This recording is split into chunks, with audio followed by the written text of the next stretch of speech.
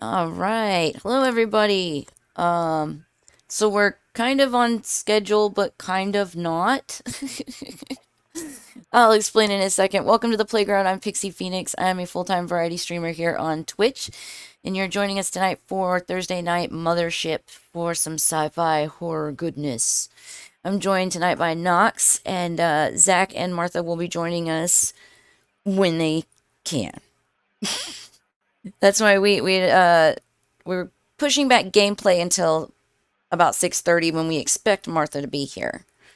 And we just thought, screw it, we'll just go and get chatty and hang out with our Twitch friends. So, love to hear from you guys. Tell me what's going on. How was your week? Nox, what have you been up to? Looking for work and looking for work and doing game prep and yeah, it's just been a lot of that. It's hasn't been it's been fine. It's the there is a lot of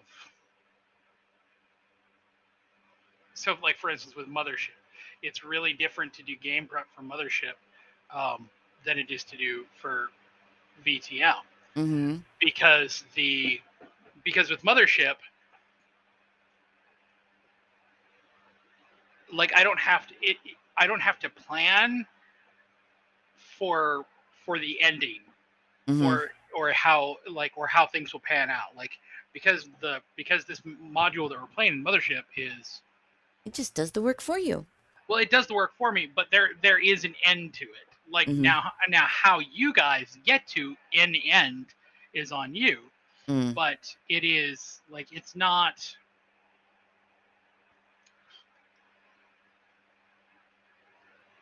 like with Vampire where I'm where You I kind of guess have to plan for every scenario, I it's not imagine. it's not even so much you have to plan for every kind of scenario so much as you have to be ready to um, it's a lot more thinking on the fly and working on the fly. um, one of the things that's different about like say Mothership versus Vampire just in a very obvious sense is that here the stuff that I need to keep track of in terms of previous things that have gone on are very, very specific. Mm-hmm. Whereas with Vampire, like sometimes I'm having to like go back, 20 or 30 sessions God, yeah. and be like, what exactly was said? Is there, it's it, it's one of those things where you start it's funny in a way, but you end up looking at things where it's like, it depends on what is. Mm-hmm. It changes, the how characters and their interactions get perceived. It changes how so yeah, it's just very different. And on top of that, like there's a whole bunch of I've never been able to not look around and be like, oh, new shiny toys. There's a ton of games that have come out that I have accumulated. In fact, I went to um, a website where is my here I will name drop somebody and maybe you guys can spend some money there. And 1 second. I don't need to be dropping money on nothing. Ugh. Like, the only reason we do the conventions is because we're volunteering, because we get in. And, yeah, I think come August, I'm just gonna be wiped. We got the convention this weekend. Amber starts school the 18th. And then there's another convention at the end of the month. It's just... So the name of the place for all of you out there, it's called Ratty in Kintati. And I will Do you have spell it. Twitch chat open? I don't. Okay. Yeah, if you is spell it, I'll type it. spelled RATTI space INCANTATI. Oh Lord, hold on. You put it in our chat and I will copy paste that. Okay. My fingers did not keep up with that.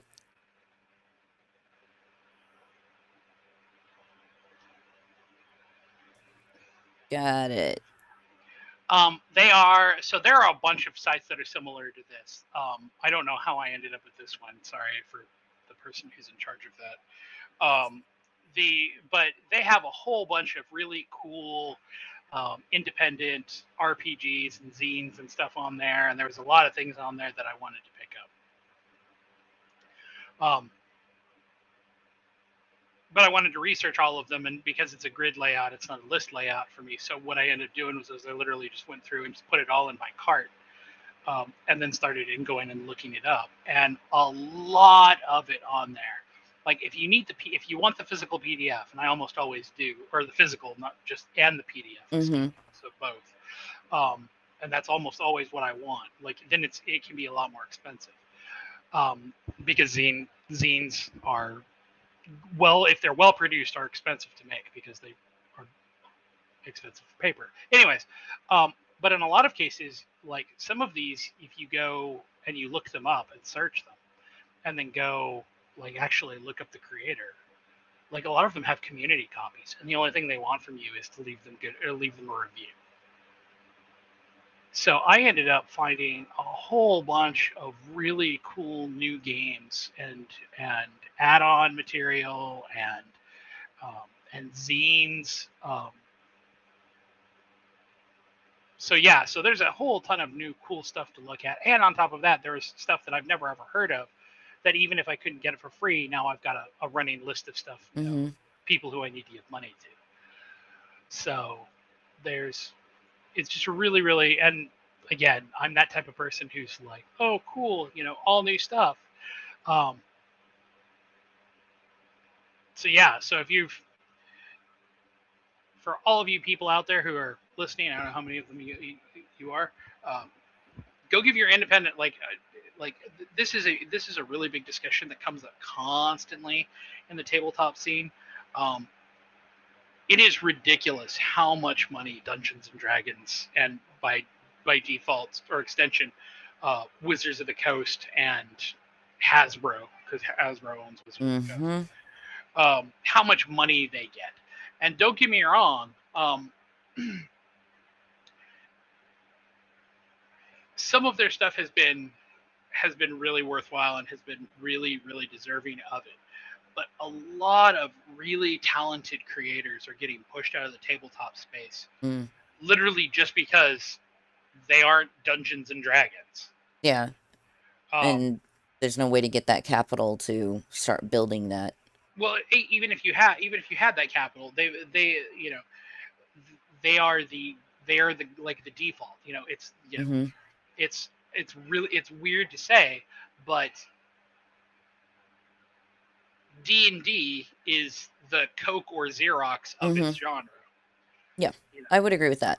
It's enjoyable, no doubt, but like for the majority of people, if I say I host role-playing sessions, they're like, oh, like D&D? And I'm like, no. And they're like, oh, Pathfinder. And I'm like, no. And then they just stare because they just, beyond those two, they don't know what the hell is going on. And then if you say Vampire the Masquerade, they're like, oh, I've heard of that. Well, and that is only because for a very long time, for about a decade, White Wolf was selling. They were the number 2 vendor of tabletop games before the tabletop space kind of crashed under the weight of all of its bloat.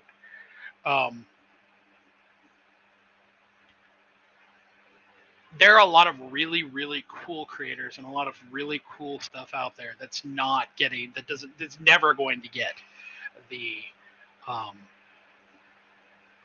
just the huge amount of publicity that Dungeons and Dragons is going to Mm-hmm. get. We just mentioned, Vampire the Masquerade, which, that is obviously the big seller for Paradox, and what used to be, I guess they sold, White Wolf sold off their stuff to Paradox Entertainment, and so on and so forth. But like, they just released a brand new book. They just released a brand Oh, new series, Hunter the Reckoning, which is nice.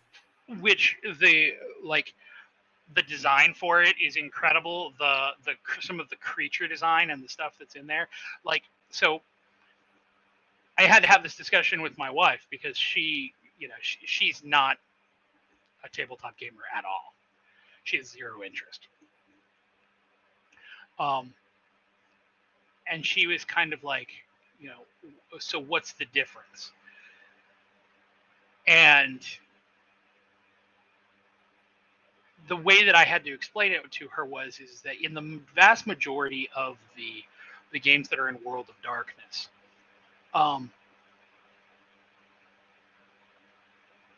you are the monster. If you're playing vampire, obviously you're a vampire. Werewolf, you're playing Yep. werewolf. Blah blah, going down the list. And in a lot of cases, the horror is personal because it's you who's having to do these things. It's how you're reacting to the politics of it, the who you are as a werewolf or a vampire or a mummy or whatever.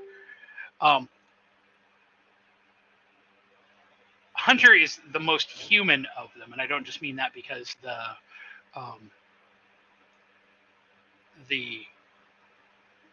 because you play as a human protagonist. But it's the most human because fundamentally it is, wherein like vampire or werewolf or whatever, something happened to make you like that. Whereas in Hunter, it's not that something happened that changed you, like in turned you into a vampire, you found out you're a werewolf, you're anything like that. Right. It's you came in contact with that horror. You came in contact with that nightmare. And because of that, you can't let it go. It's a much more fundamental horror because it's unlike with vampire, as just using that as kind of the default one, where it's where is my place within this new the world of darkness. Hunter the Reckoning is normal people who have seen the results of the world of darkness, and when they came out on the other side, they would, someone's got to take a stand against this. Someone's got to do something. They were like, nope, nope, nope. And so that makes for a very, very different. In a way, it makes for a more cinematic experience because it's really easy when you're playing Vampire the Masquerade to point to a lot of famous Interview with the Vampire or Queen of the Damned or Underworld or Blade or things like that. The Hunger. Sure, and point to that and be like, oh, I want to be that monster. But the reality of the situation is that there are far more. Hunter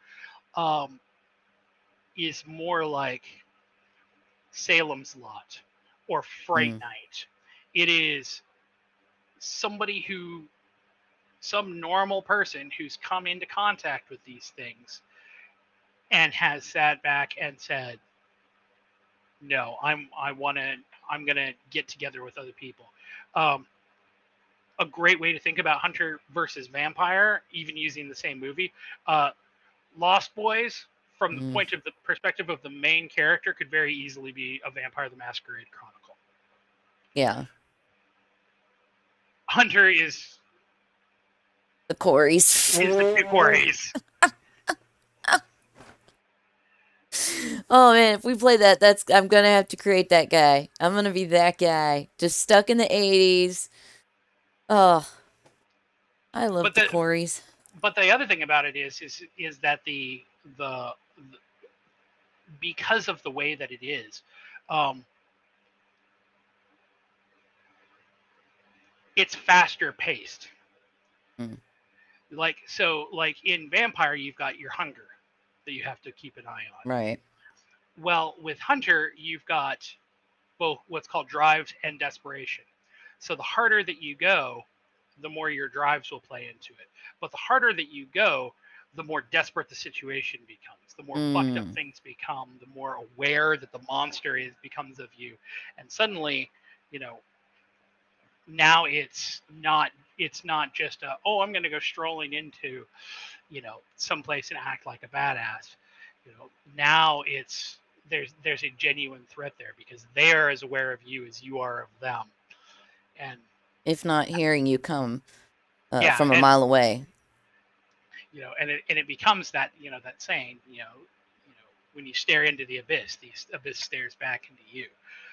Um, and that's just from World of Darkness in terms of, and they are one of the biggest of the names. There's like this Mothership by Sean McCoy.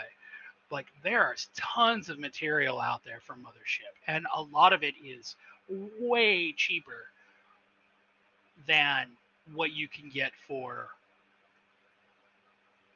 D&D or World of Darkness or Pathfinder. A great example of that is that so if you go and you think, what does it take to start playing D&D? Well, if you're playing as a player, you need the player's handbook. But if you're Mm-hmm. starting as a DM, then you're up for the player's handbook and It's a fucking library. the dungeon master's guide and maybe the um, the monster manual. And if you're looking to play something specific or like a certain setting, then you're also on the hook for the setting book too. You want to play Curse of Strahd or Spelljammer or whatever. That's right there. Those are each of those books is $50. Yep. Believe That's a me, I huge. have a whole bookcase full. Oof. That's not an insignificant, particularly with the way that money is right now. That's not an insignificant way to have to spend just to start this hobby. Mm-hmm. I think that's why I appreciate, like the PDFs and things like that. Like, if you really are desperate, you can get your hands on a system and flesh it out and have a good time with it. Well, but that was what I was going to say. Mothership, you can get your hands on the print copy of Mothership for like $10, and they'll send you the PDF to go along with it. In fact, if you go, I Mm-hmm. believe, to Tuesday Night Games, I'm going to do it right now.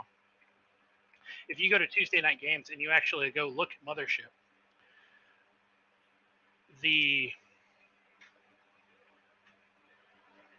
if you go to the shop, you can get the PDF for free. See, that's amazing. It's one of the best. It's one of the best systems for sci-fi stuff that I've ever seen. It is easy to learn. It is easy to pick up. It has a metric shit ton of amazingly designed content, and dude's giving it away. Mm-hmm. Like that's nuts.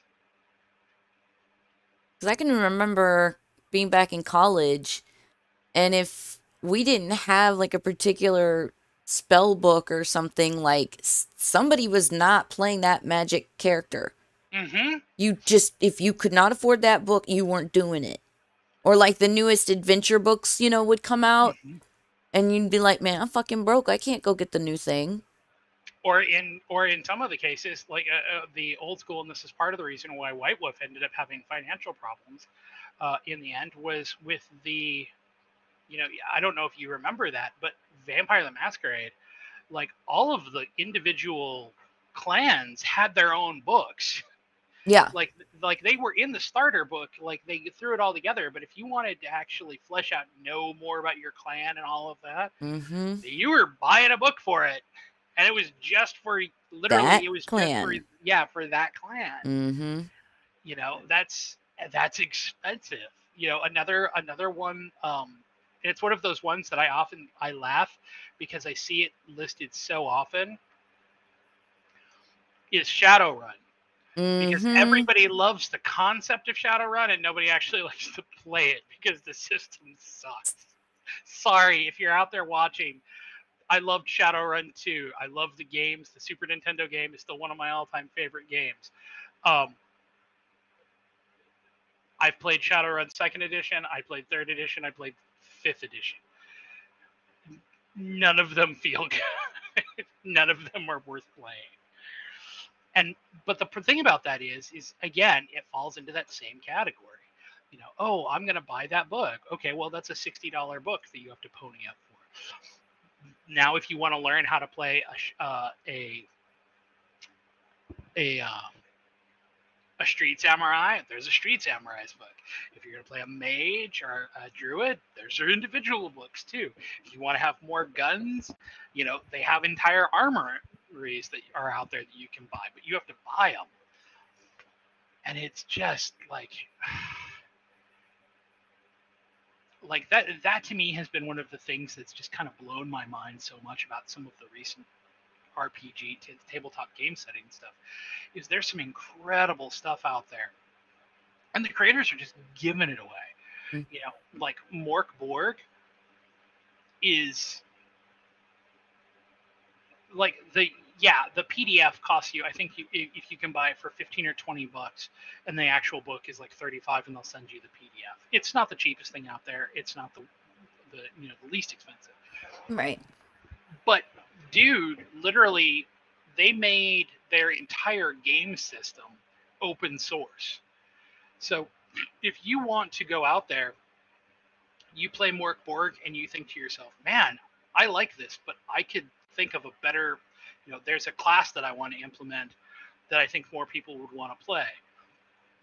You can do it, and then you can make money on it. You can sell it. Hmm.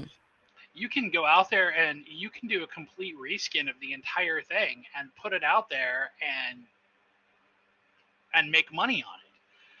Like you can, like, there, one of the things that I was looking at that's on my list on that giant cart that I pulled together, was ended up, when I totaled everything in that cart, it was like $600. Jesus Christ. Yeah. There is a table. It's called Cities of the Dying Land, a Mork Borg random city generator. Technically it's from Mork Borg, but I'm sure it's system agnostic. I'm sure you could pretty much come up with however you want. But they put, dude, the name of the guy who made it, Reverend Uncle Bastard, not even joking.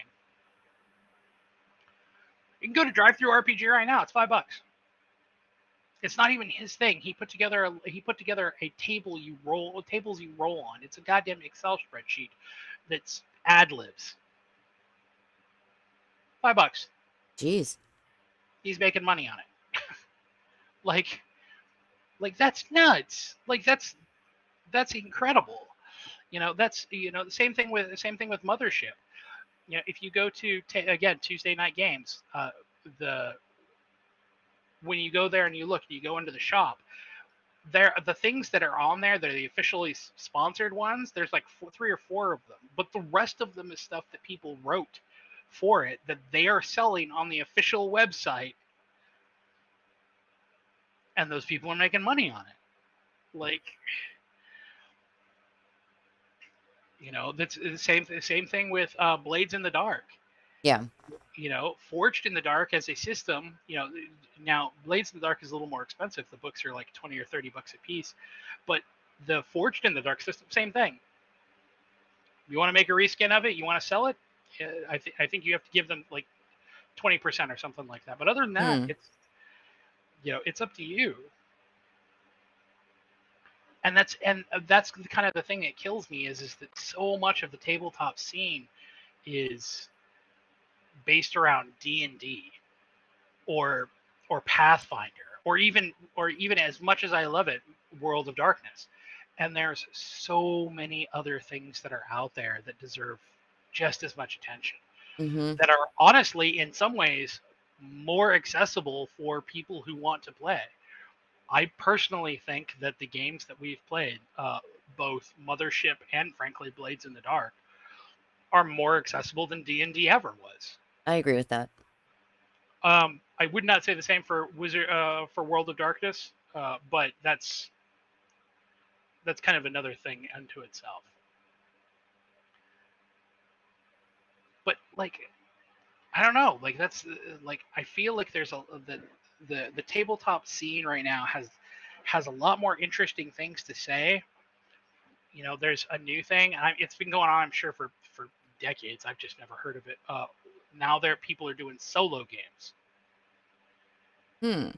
So they're games you literally play by yourself. I've Um, I have heard of that in like some of those humble bundles and things like that, but I've always just gone straight for the video games in the bundle and didn't really pay much attention to the well, PDFs and stuff that are included. so one of the things that I found, a game that I found when I was going through my $600 cart, is a game called Long Haul 1983, Mm. and it is entirely a game you play by yourself. Interesting. You play it. You make your player character sheet. You get a deck of like a standard 52 card playing deck, um, and then you get some dice. You have to be able to record your voice to play it. You have to be able to listen Hmm. to music, Interesting. and then you basically play it like it's a journaling session. So, you know, however often you do it, you go through and you play and you lay the cards out and figure out what you do based Mm-hmm. on those choices, and you roll dice to see what happens. And then, you know, I think it's like every 7 days, basically, you get to stop at like a rest stop or something like that and call someone who never picks up. So all you ever get to do is leave them a message. And Hmm. so it's, you know, it's one of those things where it's a journaling game as much as it's a, you know, a playlist generator, as much as it's and it's like I saw it and I was looking at it, and even though it's nothing like anything else that I've, you know, that I've played, like Mm-hmm. my list of tabletop games, like I've got a folder that's has all of the I different know stuff, you do. and that's it's completely different than anything else that's in there. Oh hey, Uh-oh, what happened? There we go. Jesus. Shit. Um, are you okay? yeah, I just took off my like fancy clothes, so I'm trying to put on something a little bit more appropriate than my torn tank top. Shit. My So ripped up hoodie. let's see, what can I throw on that's not as problematic? I'll be right Go back. for it. It's cool. We're here. It'll get us views. No. Start your OnlyFans. Oh, maybe. Maybe should hack that up. Huh? Joking. Dum, dum, dum, All joke. dum. She's like, I'm serious, people. I don't care. Not doing it. Whatever. You know your OnlyFans would be popular. What? I said whatever. You know your OnlyFans would be popular. Yeah. Sure, okay. I don't operate on anything like I know it for sure. Yeah, that's where disaster lies. Do, do, do, do. This one hair just driving me. Congratulations on your backpack. I know it's so cool. I really love this company. Like, seriously, where's my daily? Hi, Corbin. I know. Here we go. This There is we go. the original little Timbuktu I bought in 2006. It is still Holds in up. fantastic shape. And it has like key rings and little places in the pockets for like literally everything. Like, This is their Astrolab backpack. It holds 2 le- laptops, a yeah, tablet, headphones. this one holds Not that a I own all tablet. that. Right. I mean, like this holds my tablet, my sketchbook, pens, all the extras in the front pockets, has like specified pockets and stuff. It is such a good company. They make great backpacks. It's super I'm so glad you nice. guys got one. It'll hold up well for the con this weekend. So got like all the snacks in there, my Switch, and Nice. it's full. It's full. It's actually not. That's how much space it has. I was still like, oh wait, there's this zipper. It's like it looks like a perfect overnight bag. Oh yeah. I'm like, let me throw my clothes, my gear, whatever I need onto the bus or train or plane. It'll easily do 2 outfits. But Oh yeah. this weekend I'm packing a little extra because, you know, it's only going to be 100 It's a degrees. I'm going to sweat con. through everything. So, Yeah. Yep. but Don't. I'm going to cosplay Chloe from Life is Strange. Oh, nice. Nice. I looked up multiple outfits. I obviously am not going to splurge on the actual printed tees from the Right. game, but I have, you know, tanks and stuff that'll work. So, I got my blue wig. So I have a question for the pair of you, and obviously, so when this ends, what is the feel of the next game that you guys want to play? What was the last one you and I talked about the gods and they have to take like ordinary jobs and Oh, City of Mist. yes. I thought that was That sounds very like interesting. my failed comic strip. So I was drawing my roommates as different gods and doing like our like lives together. Aww. So City of Mist is here as I break out the player's guide for it. So here is how you play. There was a really easy way the explanation on how to do this, and now that I'm looking for it, it's not finding me. Look at my sexy boy. He was doing puppy crawl for a second. He always does that when he wants my attention. Look, if I look over, it's gonna get a tail wag. Hi. Hi, handsome. Shadow acts like that. That's why I call him he's my little dog. You're a good boy. You're such a good boy. We He got him. did 2 really good stays today in the front without a leash on, even though there was like dogs walking by. So I'm very proud of him. He's a Very good boy. nice. Are we streaming yet? Yes. Okay. Just So we are chatting. live. But I'd planned on doing a quick bio break before we actually settled in, just to make sure Zach's ready to go. So Yeah. yeah.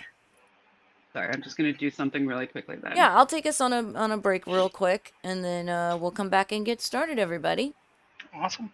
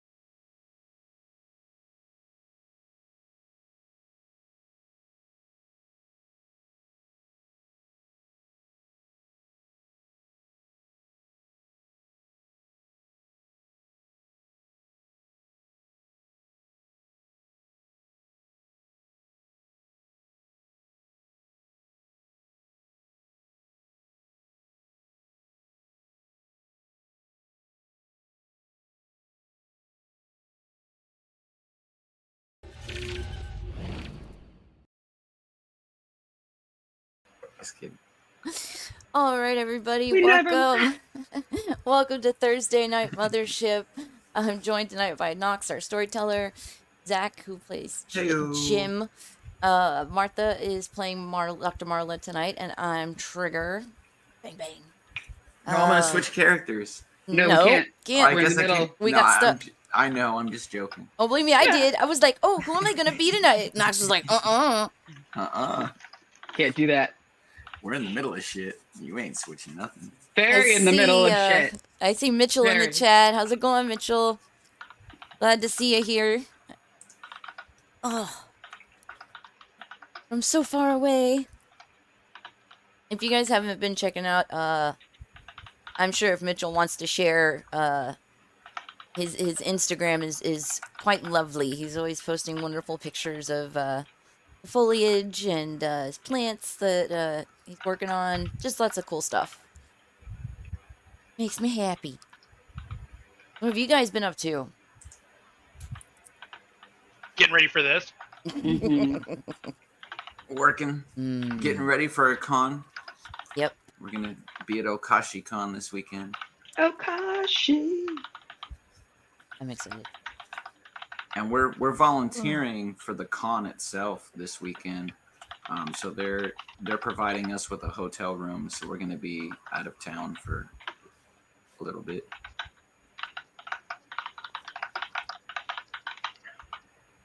All right. Enough of this civility. Let's get to the gore. It's been a minute, so we're going to do a very, very brief recap. Mm-hmm.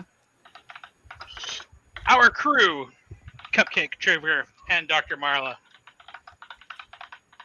descended into the depths of the deep, and following the lead of a fallen guide, wove their way through some maintenance, some sewers, and ended up Some intestines. With Navigating. teeth in them. A hallway of vagina dentata. navigated through the labyrinth and ended up meeting up with Noriko's mythical minotaur. Having the situation explained to them perhaps a little more clearly than they'd had the opportunity to in the past, they navigated out of the labyrinth,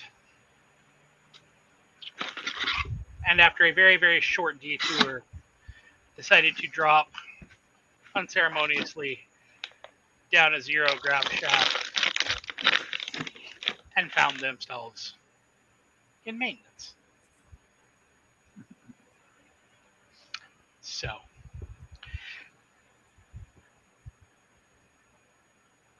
when last we left off, you were in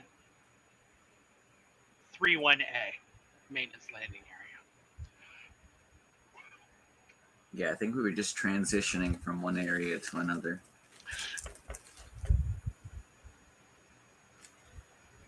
This entire area is very, very worn. It is that diamond steel grating that is familiar to anybody who's ever gone onto a heavy industrial site. There is black and yellow warning tape everywhere and red emergency lighting that is blinking on and off, providing brief moments of blinding illumination and brief moments of absolute terror and darkness.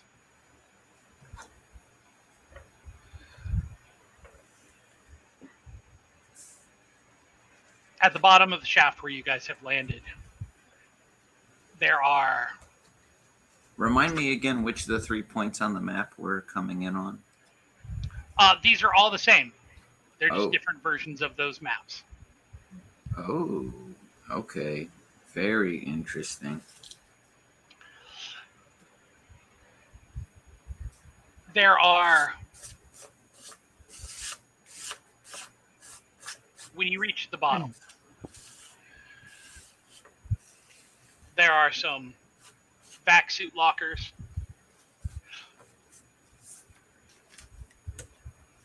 There are bullet holes in the walls. And there are, around those bullet holes, there are faded yellow splatter stains.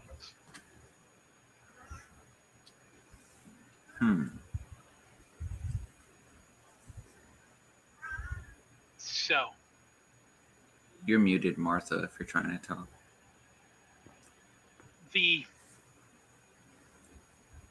I was bitching that I can't wrangle this map to save my life right now. The biggest thing to note, one, there is zero gravity here. Everywhere that you go, you're floating. Which means that you have to make sure that wherever you're going, there is something to stop you. Because the dangers of floating off into, well, nowhere is particularly problematic here.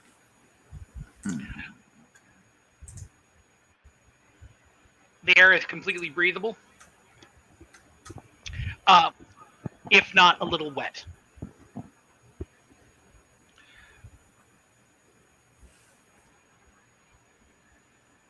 And it doesn't look like anything is lit. It is very, very obvious that this is not a place that was designed for you. All around you, you can hear things moving. Giant mechanical sounds, conveyor belts, liquids, grinding gears, and other things in the dark. So even with our heads up displays brightening, we can't see much beyond. Nope. So. Anybody got any rope? I don't see any on my character sheet. So, from here, where are you headed?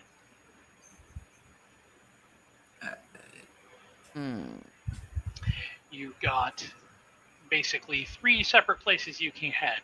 You can head north, you can head east, and you can head south.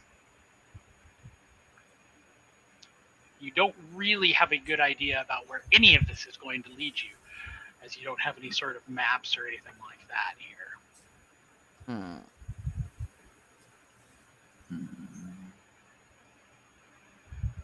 Yeah, I'm not seeing much in my inventory that would... If we lean up against the doors to listen, do we hear anything?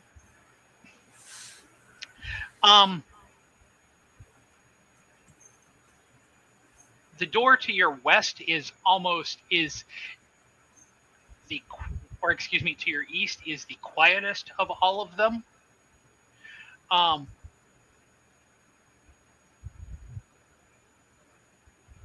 The door to your north is loud. It's also the hatch is actually warm.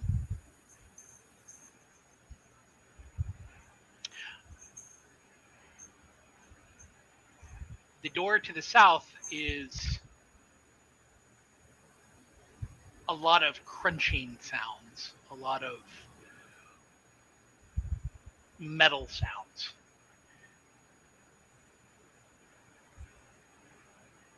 And the door itself has a very, very slight sheen of condensation around the outside edge.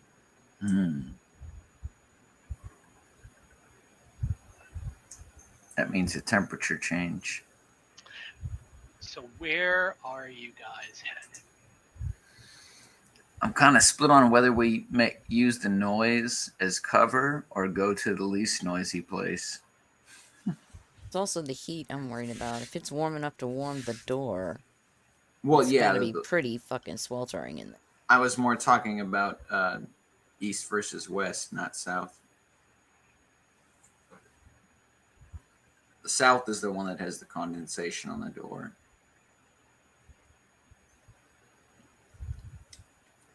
East is the one that's less noisy.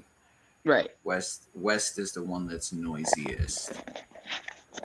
So I'm kind of split on whether or not we use the noise from the west side as cover, or whether we want to go into the quieter side on the east. So I'm kind of split. Keep in mind, you can't go west. Just as a note, you cannot go west. Mm-mm. It's either east or south. Or north. East or south. Okay. Oh, okay. The one I'm saying east is the one that's north, the white one. Yeah, north. West. You can go northeast or south, but northeast, south. So the one I said west is north.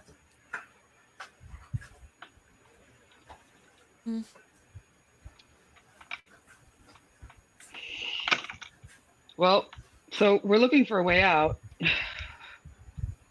Noise seems to be an indicator of like the machinery, so maybe we could get out of it. But I don't know. Do we want to flip a coin? I'm gonna go ahead and lay claim to east. All right, let's go east. So east first.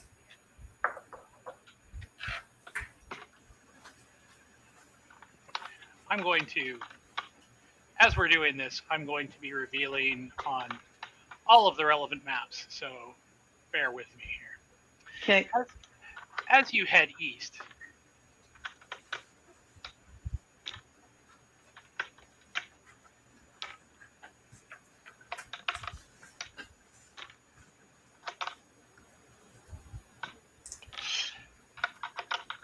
you find yourself in a break room. Or it was at one point. In the air, plastic chairs are floating. They've been completely smashed. There's porcelain fragments that are hanging in the air from where coffee cups have been destroyed. The walls are dirty here, and there are globules of brown liquid that are just free hanging in the air. Alongside the walls are HR posters, corporate inspirational quotes.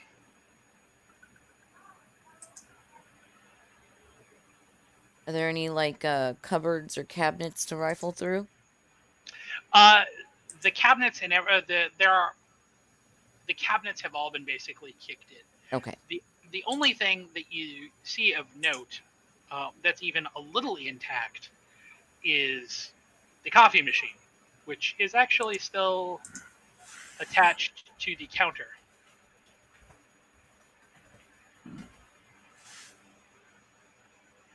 I would have thought they'd have replicators by this time. I'd like to check out this coffee machine that somehow is holding gravity. When you get to the coffee machine, it is broken. When you actually go to look at it, the Soy Oh Boy brand coffee machine has been, the internal mechanisms have been removed. Okay. It's really just acting as a holder for what's inside, which is a functional frag grenade.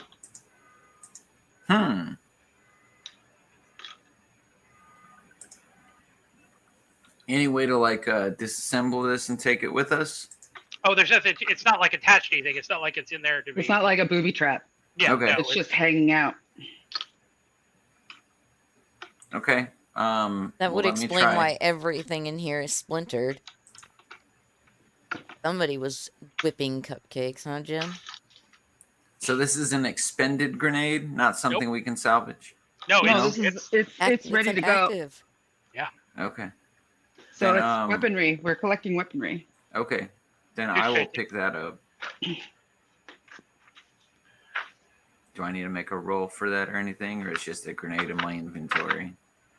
No, it's just a grenade in your inventory.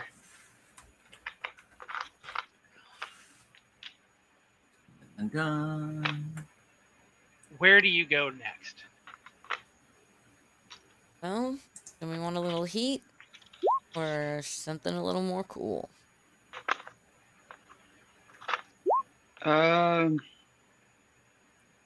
North or south, huh? Those are the other two options. Go south. South and east. Go counterclockwise. So South next. when you guys exit the break room and you float back to the maintenance lighting area to head south, there is a long hallway.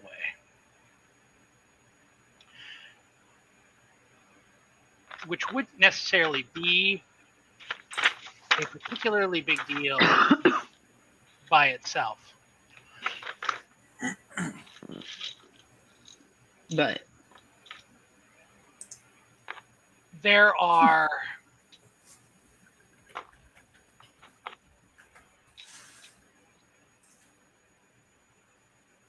people, or maybe they're not people. They are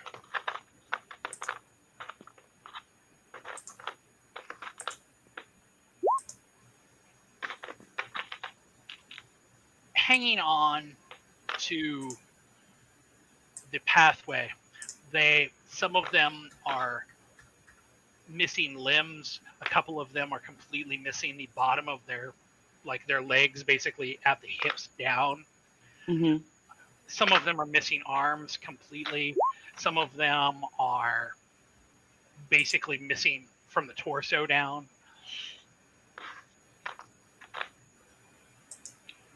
But they're still functioning. They are just hanging there. No movement. There doesn't appear to be any movement.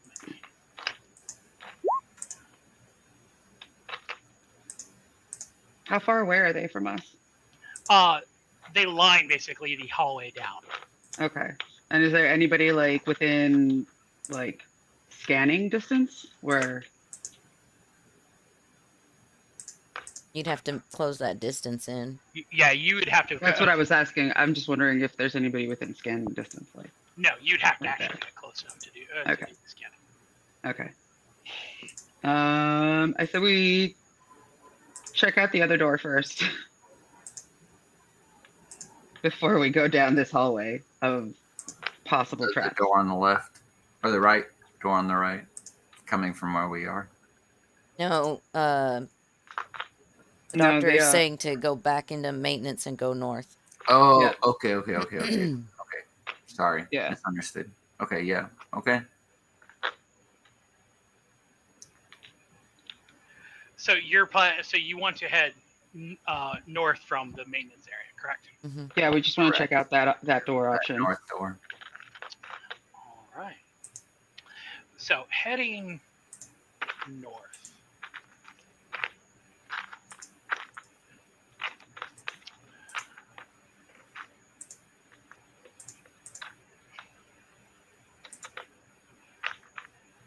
You find Horror. a meeting room. Oh, what? The meeting room. Meeting room. Okay. Cool. Inside the meeting room, it looks very, very similar to how the break room is. The tables are floating through the air. Computer monitors have been completely shattered and are just kind of free floating along the ceiling or on the floor. Mhm.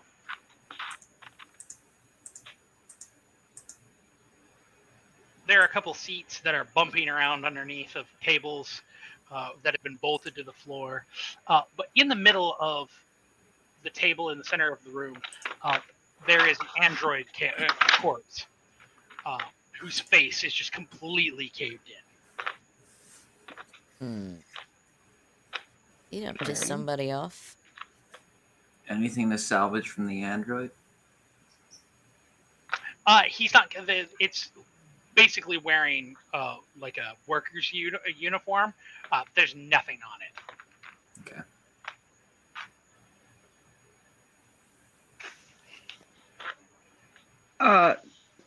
But from here, you've got two separate doors. One east, one west. Okay. Do we hear anything? To your west, it is much hotter. To your east, it is much louder. There is a pumping and hissing sound coming from the east. So towards the noise or towards the heat?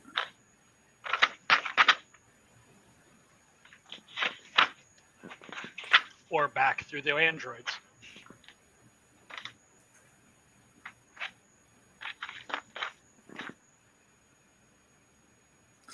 Let's go towards the noise.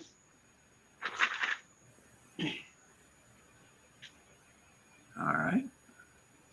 So you're heading east, correct? If that's what the noise is, yes. Got my gun. When you head east, you are in a giant room. This is a massive, massive area that is covered. It is a long corridor of huge hydraulic arms that are pumping slowly and very heavily.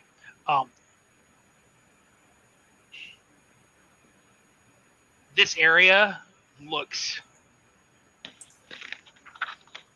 strange in that, while you have seen, for a lot of the other areas that you've been through, where there's been very obvious damage, here,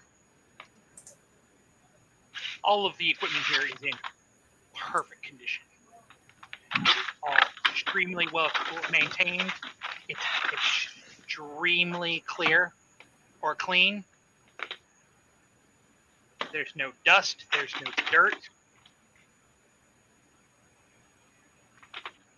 It is very, very different from anything else that you've encountered on this floor so far.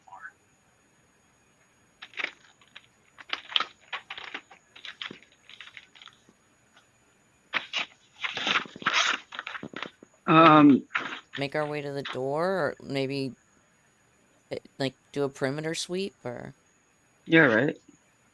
So as you guys are walking through the hydraulics chamber, when you get to the very back corner, there is a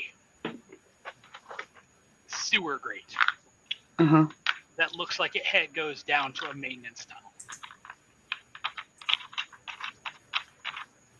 It's not a particularly large tunnel.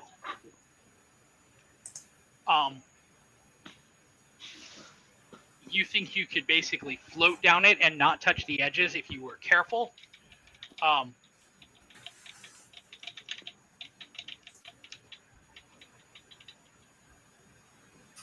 But the smell that is coming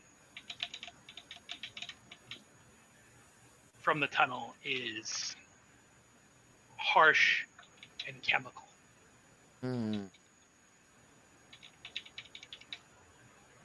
I'd say we'd probably be better off going out and checking one of the other possible routes.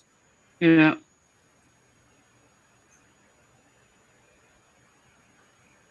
So going west from the meeting room?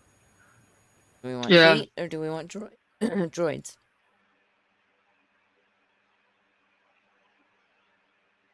How hot was the heat? Like crazy hot, like burning us hot through the It's door? much hotter. It is much hotter. Oh hell no, we're not gonna go through Death Trap. Let's just go down this Check out the scary droids. android place. Hey, I'm back. Cool. Yay! So, retreating back from the hydraulics room and heading down to the hallway that is filled with androids. As you start to walk down the hallway, you notice something that you didn't notice before. One, it's not just that they appear like they're turned off. They appear like they're in some sort of weird trance.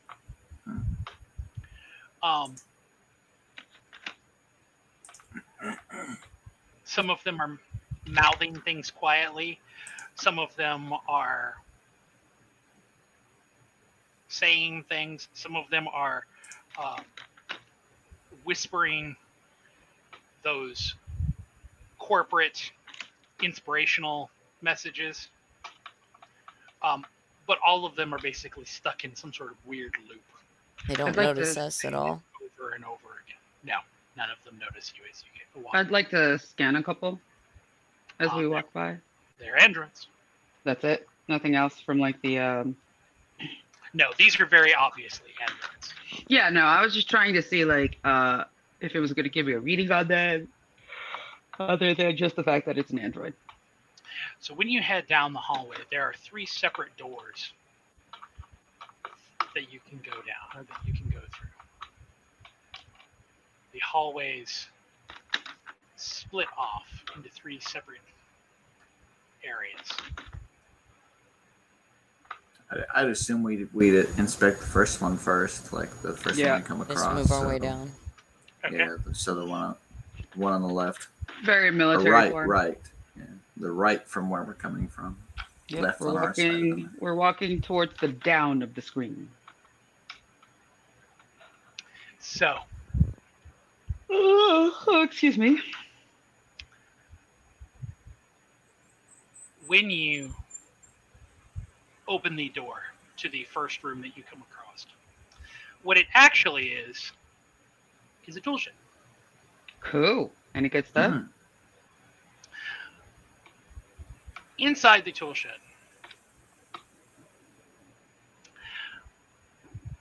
it is heavily looted.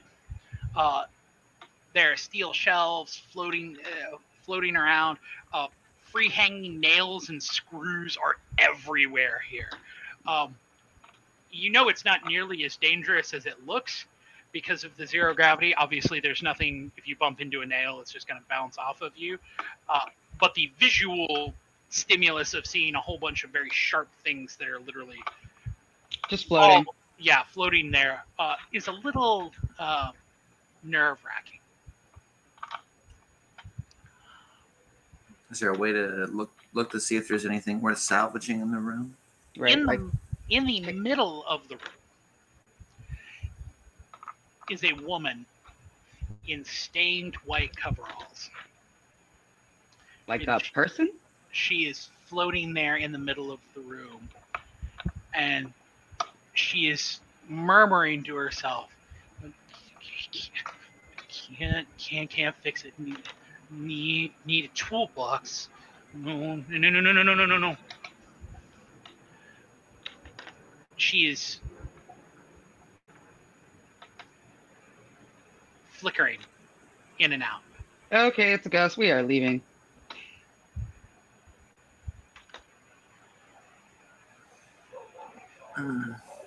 Is there a toolbox nearby or anything visible? Or one visible? There is no toolbox nearby that you see.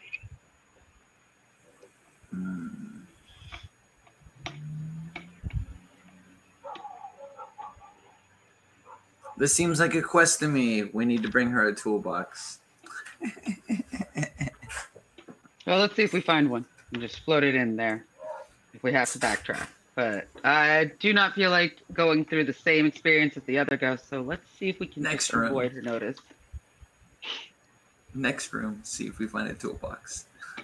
So are you? So the question is, are you going to attempt to pass by her and head into the next room, as there is a room beyond that, beyond the shed? No, Or I are think you we. going to exit out? I'm not going to speak for everyone, but I think we were retreating back into the hallway. And Okay. Just to make sure we covered. on the hallway. Yeah.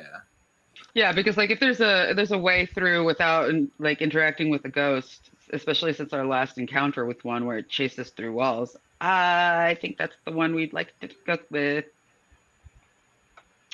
Perfect. Okay. So you're just heading down to the next door Yeah, down. the room south of the tool shed. So when you back out and you head to the room south of the tool shed, you find yourself in a giant facility.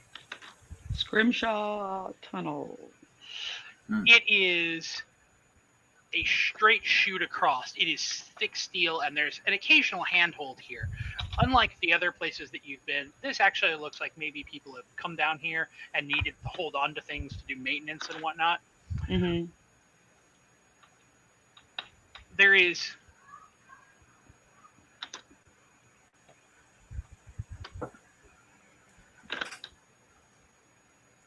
writing covering every square inch of The walls. of the walls.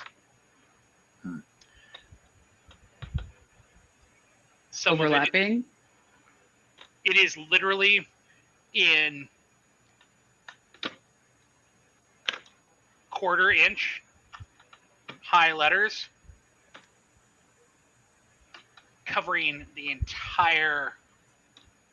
It is etched into all of the tunnel.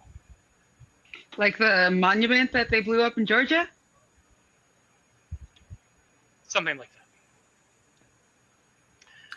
Anything legible or something? Not something we can read. Do any of you have? I don't know where languages have come into play yet. This will be interesting. That's my doctor. Doctor has linguistics. Oh, I think I have linguistics. Dr. Marla Cito definitely has linguistics. Yeah. Oh. So, because she's got linguistics, I can tell you this without even having to have a roll. In a multitude of languages, alien, Terran, some frequently used, some dead for thousands of years, it is repeated through the entire room, born to suffer. Born to suffer. And that's it, just over and over and over and over again, born to suffer. Mm-hmm. Do I have anything that You could need to- test the age of this? Dr. Marla Cito, you need to make a fear save. Okay. Huh. Come here. Open.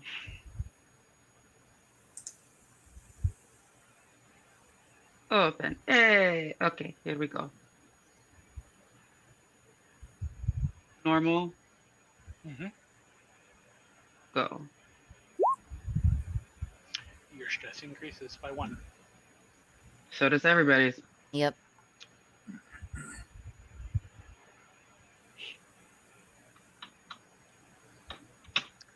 So, this is a huge tunnel. Do you want to continue moving through it, or are you backing out to the other I guess we might as well check the last room. Right, since they both head in the everything so far heads in the same general direction. The curiosity has. So back out into the hallway and check the room south of Scrimshaw. Okay. Yeah. Or north.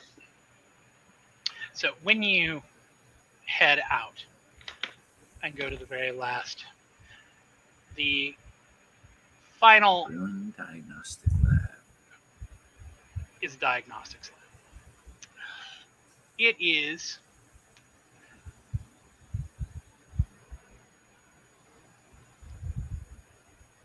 in here, there are computer terminals that are all over, but all of them are, the panels are busted open. Cables have been pulled out. There are so many things in here as you guys look through. It looks even like seaweed. Like it is, there is a very weird feeling here of like looking almost at some sort of weird space reef between the cables, and in the center of the room there is a central cluster of cables and terminal components that have been woven into like a giant lattice that is hanging down and dangling.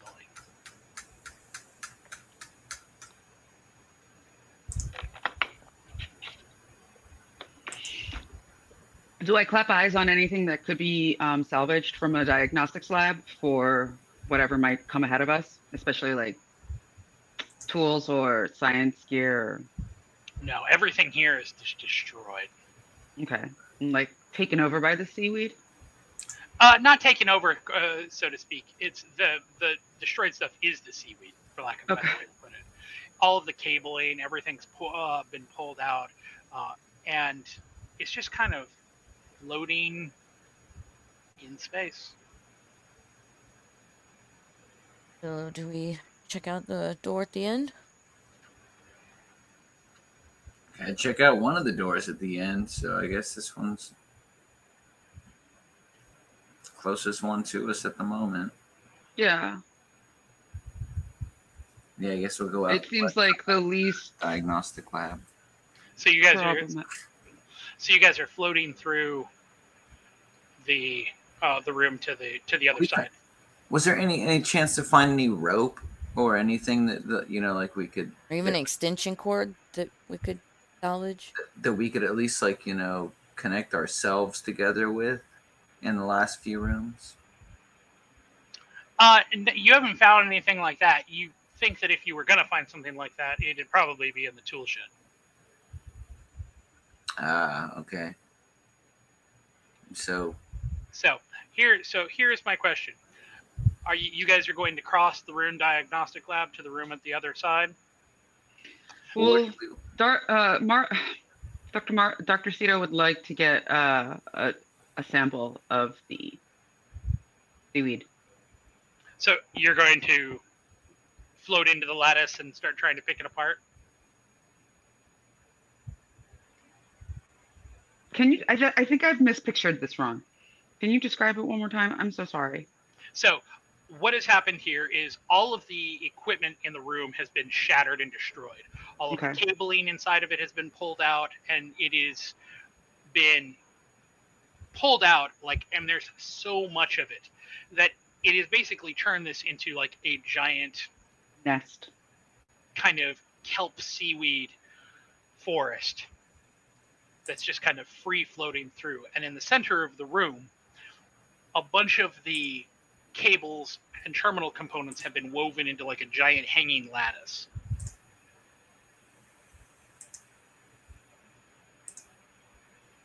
Yeah, let's go through the scrimshaw tunnel.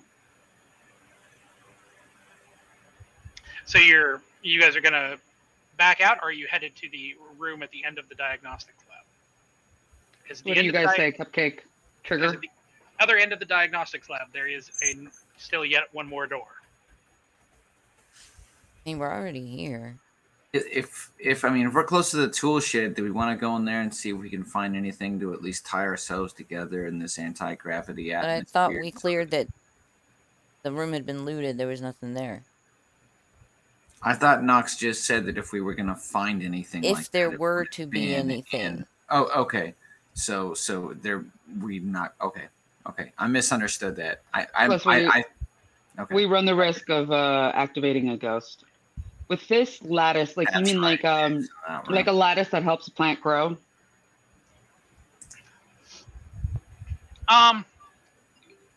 Or like a basket? More like a basket. Okay. I am very suspicious that something's living in there. Does it look like we would be able to avoid all of the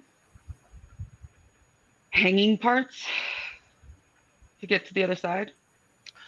You think that you probably could not avoid all of the cabling, but if you moved along the outside of the Like hug the on walls. yeah, if you like crawled and made sure to stay to the walls, you could probably avoid the center lattice. You think?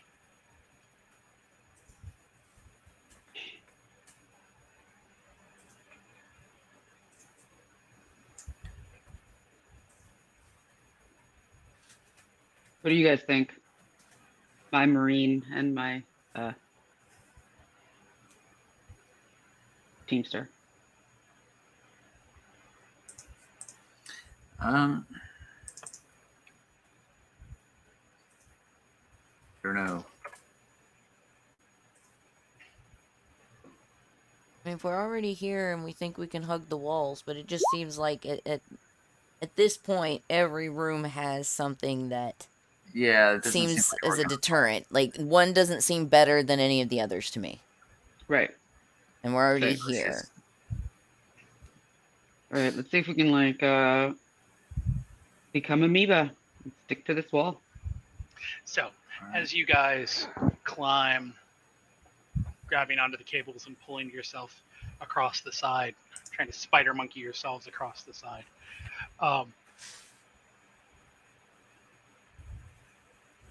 When you get to the end of the room is when you smell it. Coming from the door on the other side, it is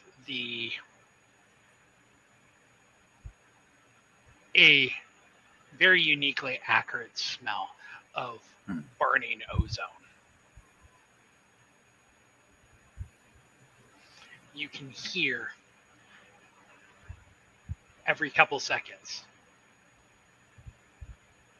And it's, as you listen, it's almost like clockwork. It's 1, 2, 3. 1, 2, 3.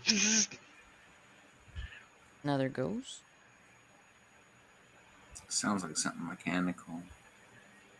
Busted up android? But burning ozone sounds like active flame. Like that's what it sounds like to me through this door.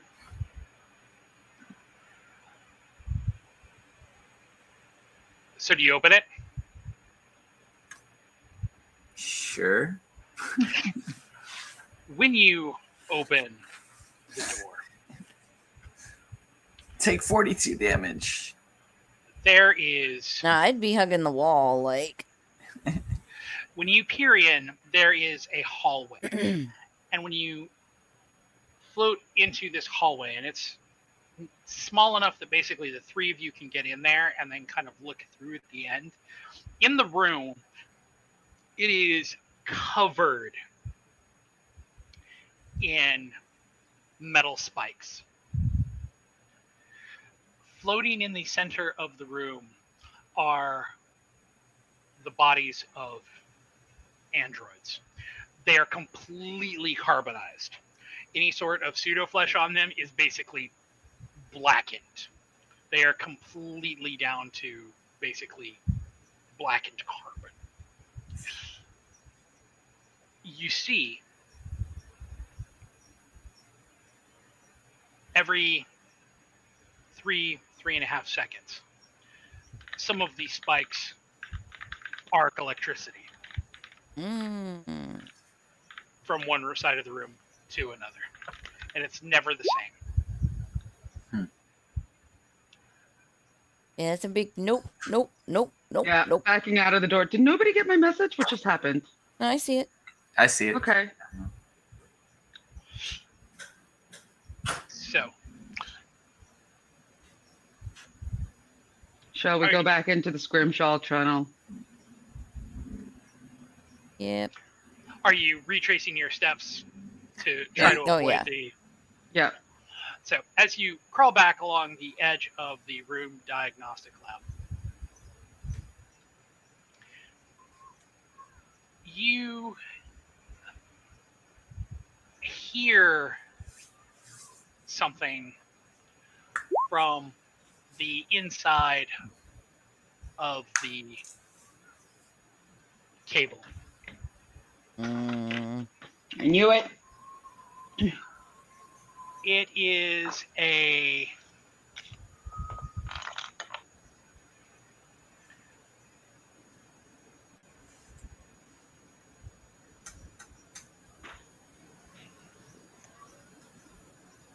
it looks like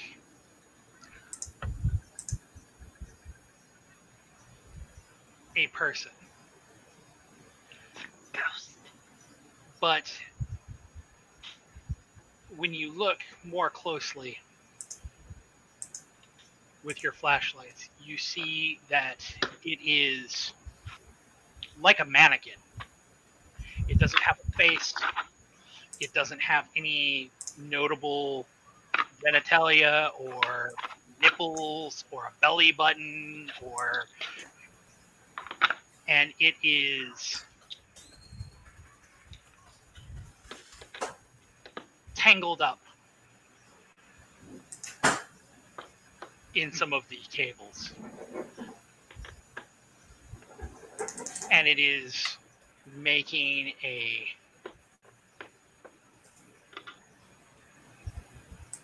sound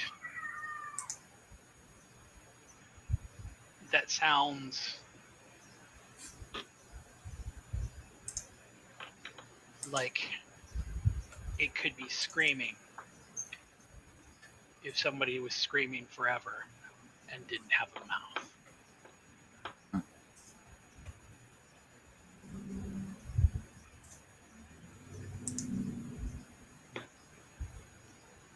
Is it approaching us, or is it just doing that? It's tangled up. yeah, just GTFO. Yeah, no. Yeah. So- see if we can- Heading back to the scrimshaw tunnel and heading to the end.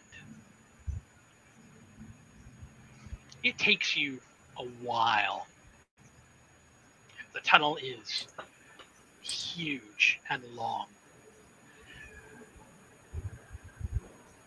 And that's what she said. But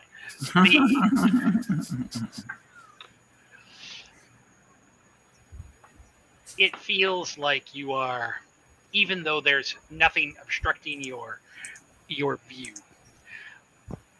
it is still a deeply uncomfortable experience to be floating down this giant, vast, empty tunnel, accompanied by nothing more than your two partners I'm born to suffer.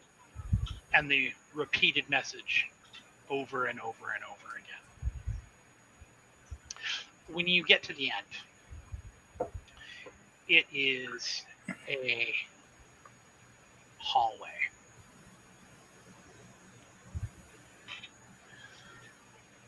That tees off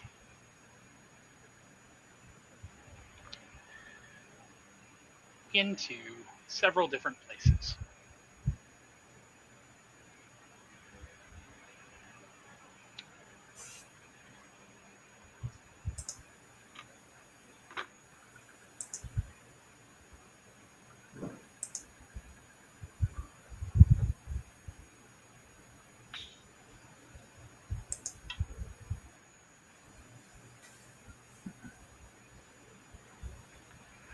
So, where do you go? I would think we would check the first door, which would be the one on the north. Just on Mm, maybe. So, when you're heading down the tunnel, there are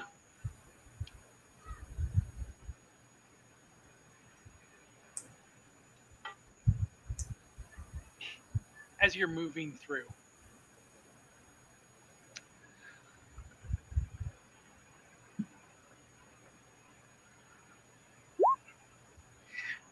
you see a handful of security androids who are coming up from the southernmost hallway. They are almost pack-like in how they are floating, and they are almost perfect in symmetrical movement. They have weapons? Every single one of them has an SMG on them. Great! This is coming to us from the north? From the south. From the south. So, do we duck into 33F or back into the tunnel? At the very beginning of the campaign, one of the first things this character did was deactivate an EMP mine. And I see a deactivated EMP mine on his inventory sheet. Mm-hmm. Yep, you got that on the first toss floor. into the hallway and Let it go. and close the door and just let it go. So let's get more specific about what are you doing. Are you attempting to basically actually throw it at them? Or are you attempting to basically leave it and back away and let them activate it?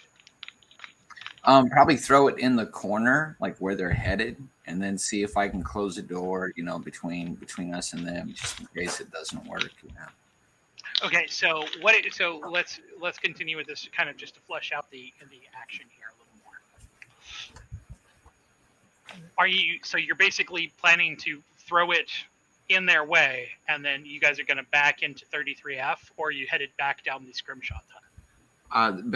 Back into the scrimshaw tunnel for now, just because that's what we've Unknown? unknown. I'm not going to back us into a room we haven't been in yet. Okay. So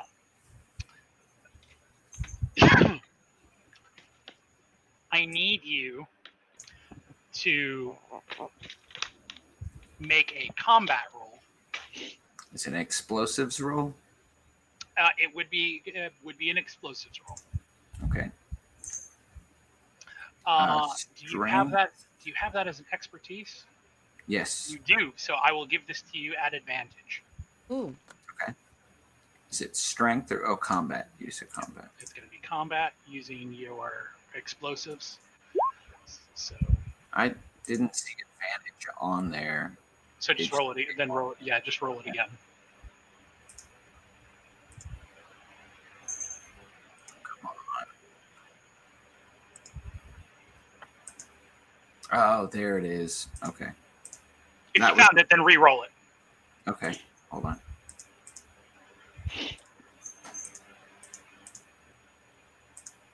It says advantage, disadvantage, though. It's weird. Yeah, it.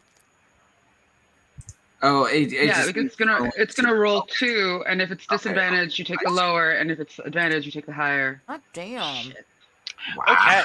Okay. Are dead. So. We are so dead. Well, it's an EMP, so unless one of you is an android, it should be okay. So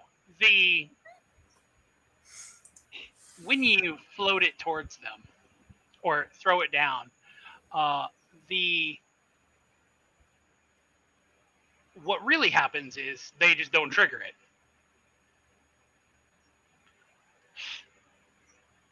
However, as they continue to float down into the scrimshaw tunnel, you now have a primed EMP mine that is in that tunnel ahead of you. So a potential danger for later, or if you tactically. Or deactivate it again. But now you're in a giant tunnel with a bunch of androids. So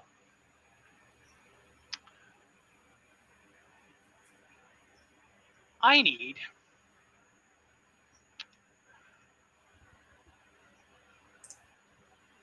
everyone to make a speed check. A what? A speed check. Speed. Oh, crap. Athletics? Would athletics help? Nope. Speed, I believe, is actually a stat. It's its own stat. Yeah. Right. I just have a specialty in athletics. I didn't know if that would help with speed. Let me double check to see if. Fuck.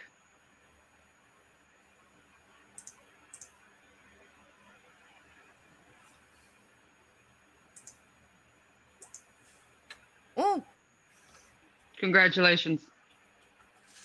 that's a rarity. And Cupcake, no, it doesn't count. If you had tactics, it would have. Oh, tactics. Where is? Oh, that's second. Okay. Okay. Oh, shit. I took firearms. Mm, I could have had it. hey. One I actually passed. All right. So, Cupcake, Trigger, you guys go first. And then the androids go. And then Dr. Marla. So,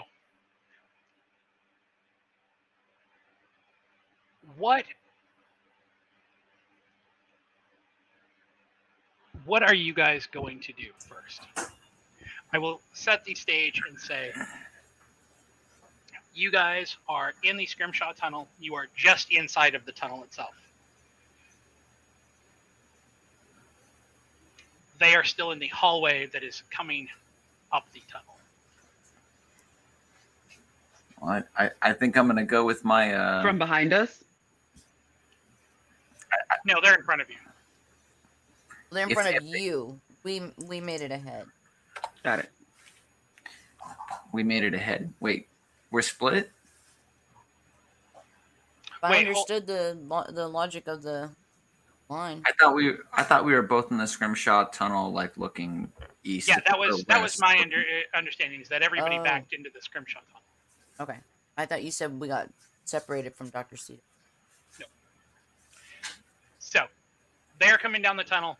You guys are already in the Scrimshaw tunnel.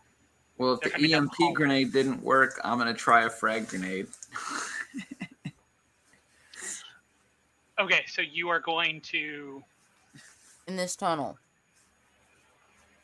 Down the tunnel, and like they should be like coming around the corner now, right? So like would still be in the corner. So they are they are at this point. They are now like say here. This is not pinging. Okay, if you're looking at the how the hallway has the junction coming off, leading into the Scrimshaw tunnel, they're about halfway down between those between getting to the tunnel and past the hallway. Okay. But still outside of like a 15-foot radius of like if I plan the grenade correctly. Okay. So yeah, I think that would be my, if I can still get him with a grenade without getting us, then that would be my go-to. So you've got two things you can do. You can throw a grenade. What else are you going to do? Close the door between us.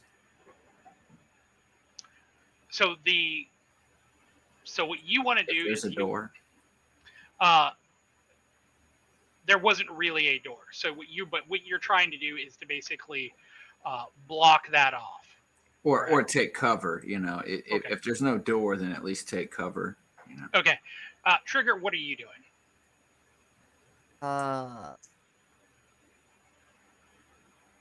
Only thing I can really contribute is just my firearms. Really, engineering is not going to come in handy, so I think I would just have my SMG ready at the ready. If you shot the mine, would it go off? Theoretically, it did. Also, you also have a frag grenade, Trigger.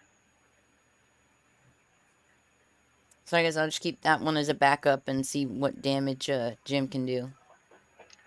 So okay, so what is your action? You're going to just fire down the hallway? Marla brought up a good point. If you fire at the EMP grenade, there's a chance. But you know, it's up to you. I can take the shot. But I'm wondering if they've moved on too far from the From where the device. EMP grenade was. No. I can try to take a shot. I got Okay. firearms. So Jim goes first, then you. Okay. So you're gonna throw the grenade. So roll your Explosives again. Yeah, it would be your explosives. Normal or advantage?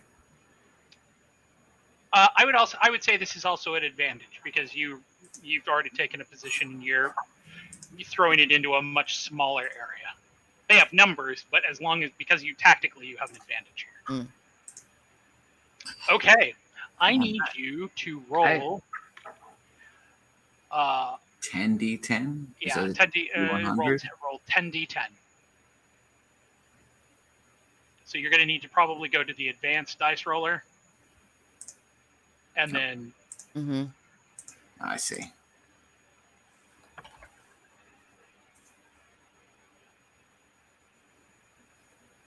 You gotta spread it out. Mm. That's not bad.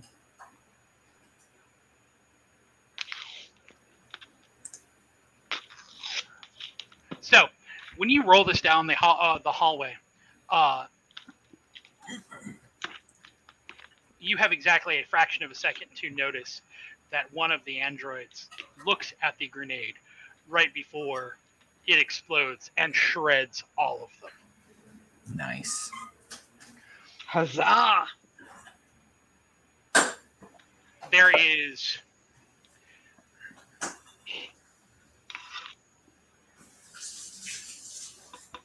carbonized pieces of pseudo-flesh that are floating through the air. There is pieces of metal skeletons. There's an android head that's kind of bumping along that is propelled through and is floating free down the scrimshaw tunnel. Delicious.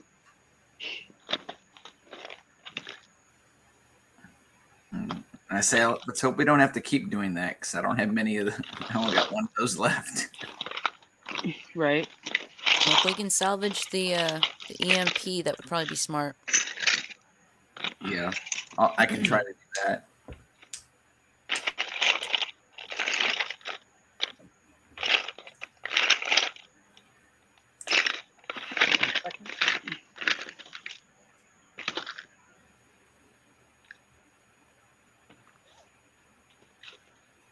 So what would it take to try and salvage that EMP canister, or that EMP grenade?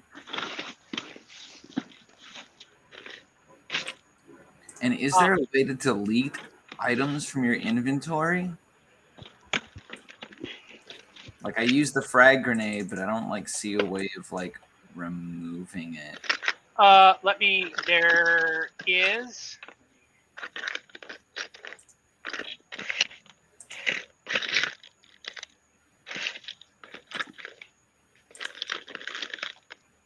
Oh, you just need to delete all of the stuff. Okay, so you see the third one there, it's just blank. Yeah, That's what I did. I just blanked it out, but okay.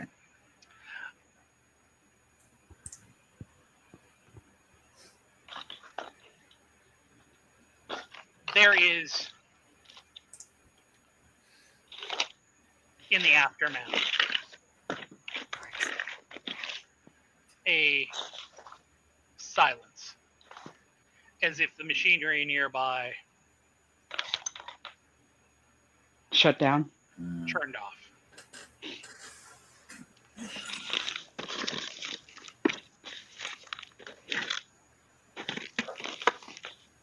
And then you hear a crackle as if speakers came on somewhere.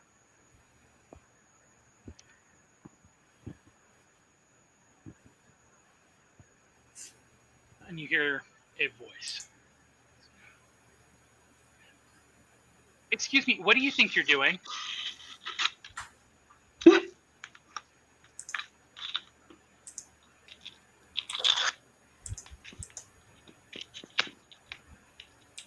It's just over the speakers, or can we tell where the voice is coming from?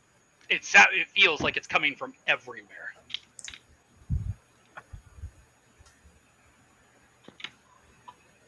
Well, if we can't tell where it's coming from, we might as well keep moving.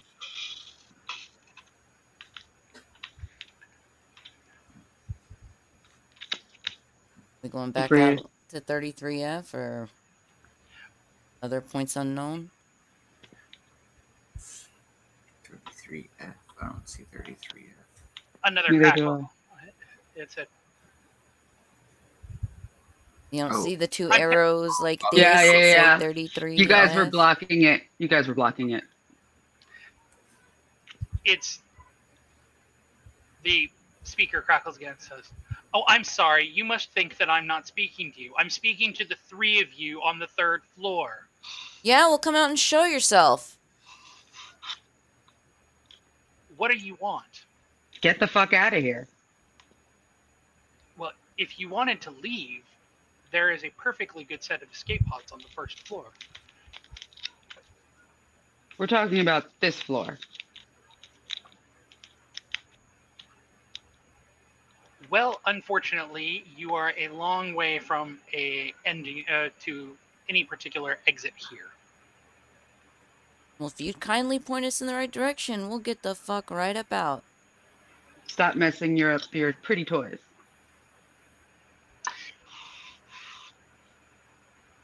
What if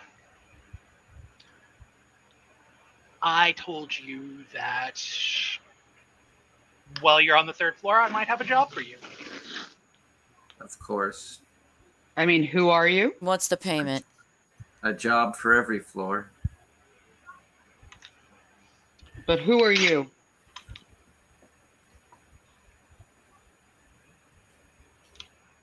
I am the AI that runs this facility. So you can shut it down?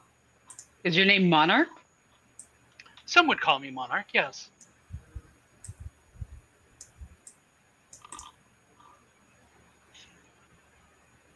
And what's your side of the story? This is my facility. I don't need to have a side. This is my home. Well then,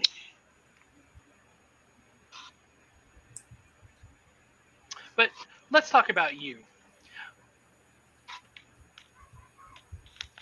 It's fairly apparent that you don't want to be here, and not to offend, I don't particularly want you here. So perhaps we can come to an agreement on what it will take to make you leave.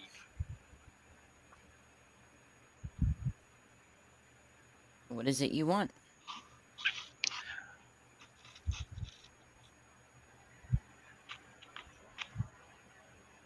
I have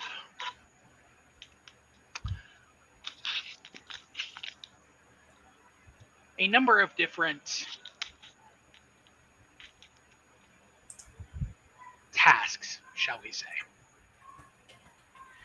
that I could use a more human touch to accomplish.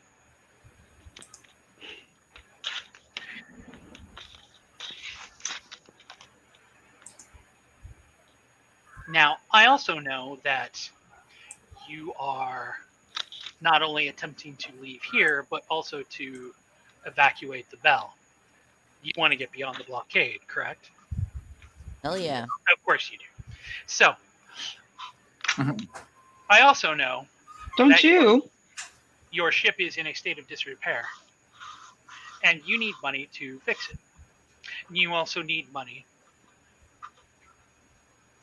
Also need a pilot.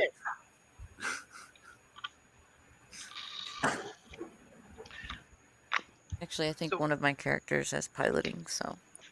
Okay. So what if I told you that I'm willing to pay you 5 million credits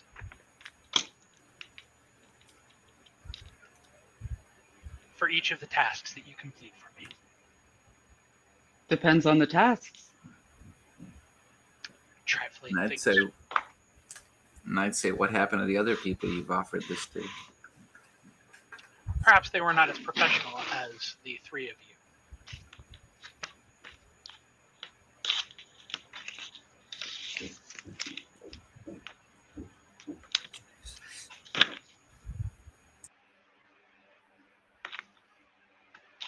Well, what's the first task?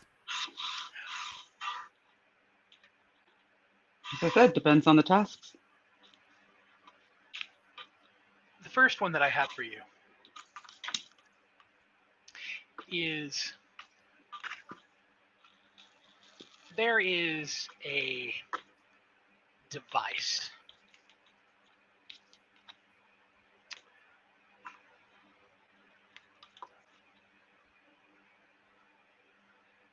that is on a different floor than you're on. But I don't think that should be a problem for you. I imagine if you control this place, you should be able to clear a path so we don't have to deal with your fucking androids again.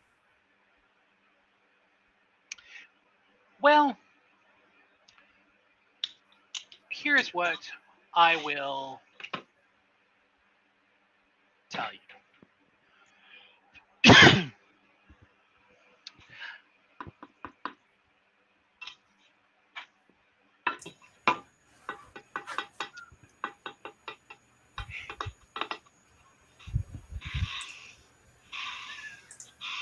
Back the way you came.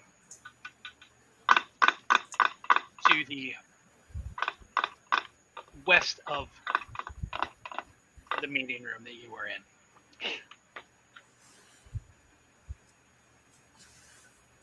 Okay. There's an artifact in the next room. You It's a mean data the room from hell?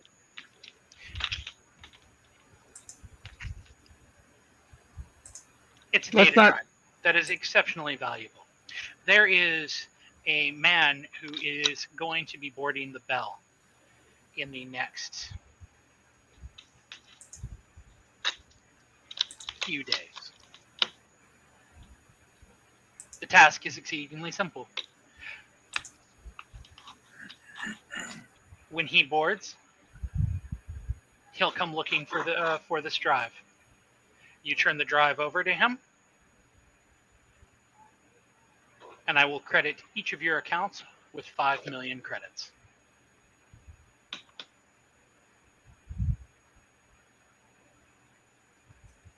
Sounds You easy seem enough. very in touch for an AI isolated so far away. Who says I'm isolated? I know everything.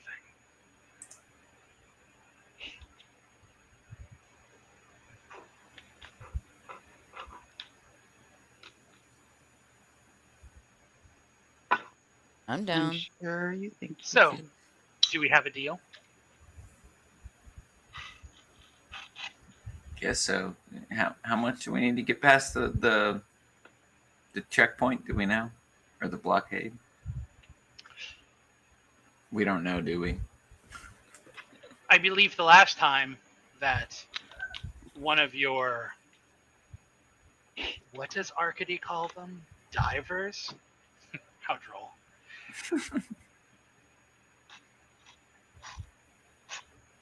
The last time I spoke with one of them, I believe they told me that it was something akin to 300 million. And that's after we repair our ship. Yeah, Beggars can't be choosers. but this is still only 15 of 300 million. And this is only the first of many jobs we're being promised. Now, Yeah, but this is also. Sorry. I think it should be apparent that the reality is that number has been set so exceptionally high as they have no intention of ever letting you go. But don't worry about Extremely. We figured that part out. that. Don't worry about that. I can help you leave. You'll just need to do a few things for me.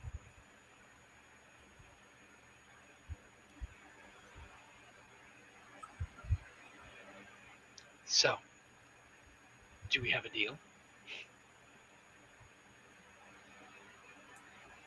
I don't know. Do you plan on replacing the human race? I have no idea where you would ever get such an idea. Just some information we've come across since we've gotten in here. Indicates that you want to take over the human race and replace humans with your version of clones. Mr. Whipper, can I call you Mr. Whipper? I'm going to call you Mr. Whipper. You can call me Mr. Whipper the original because, you know, the clone that you already created had his head cut off. Mr. Whipper, I can't speak for the other creatures that you may have associated with in the past. I can tell you, however, that I have my hands full, of course, metaphorically speaking, running and operating this facility.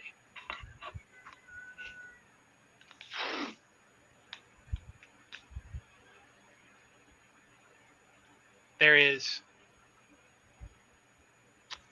not much that interests me outside of this facility. But you see all in this facility, so if you didn't create Why? who did? Why? Why do you do this? What is your reason for keeping this facility operating? This Why facility, do you continue? this facility is my body. It is also the property of Cloudbake Synthetics, and was the leading cause of their development into a multitude of different investment portfolios and fields. Do we know if this, sorry, this is a meta question to you. Do we know if this company still operates or if they've gone under? You have no idea. Okay. Whoa, that was creepy. You totally glitched out on that.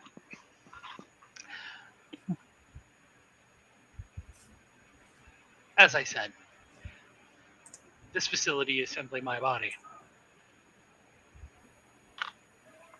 As an AI, I continue to do what I've always been programmed to do. I'm a greedy bastard, so you guys know how I feel about this one. Who is this person that will be who will be joining us on the bell? And how do you know he's coming? Call it a hunch. And I wouldn't worry too much about them. Call them simply an interested buyer. Interesting.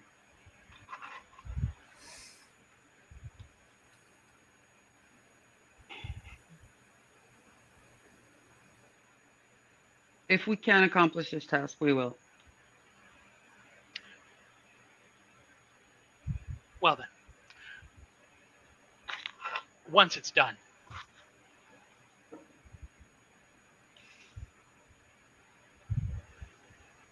head to reception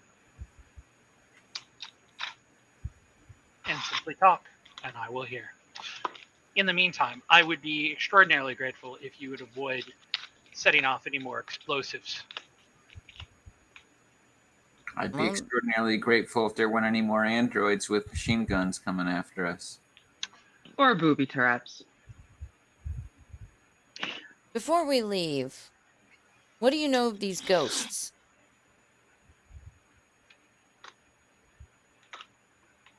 There's a very long pause. And then the speaker crackles again and says,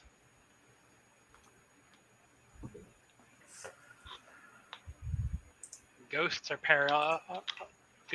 or paranormal phenomena don't exist.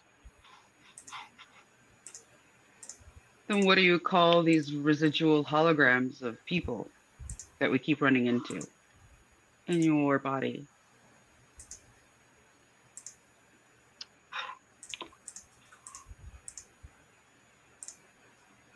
call them heirs. I'm working on it, unfortunately. So if you're the As- ghost in the machine, they're a virus? Perhaps a better way to think of them is as files that have not yet been deleted by garbage collection. Don't worry. I'll get to it. In the meantime, I have other things that I need to attend to. So, I hope that I hear from you soon. The speaker clicks off, and you can hear machinery nearby starting back up, things winding up around.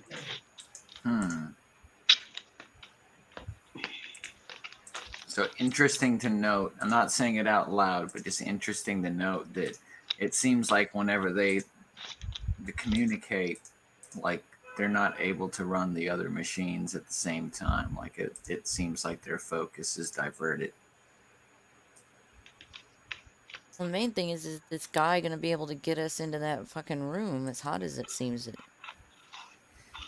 I hope he's got a heat-resistant suit or some shit. All right. It is about time for a bio break. I was gonna say. Sounds good. All right, everybody in Twitch land. Yeah, bio break time. Go get it something to drink, smoke, whatever you need. We'll be back in a few to continue this journey.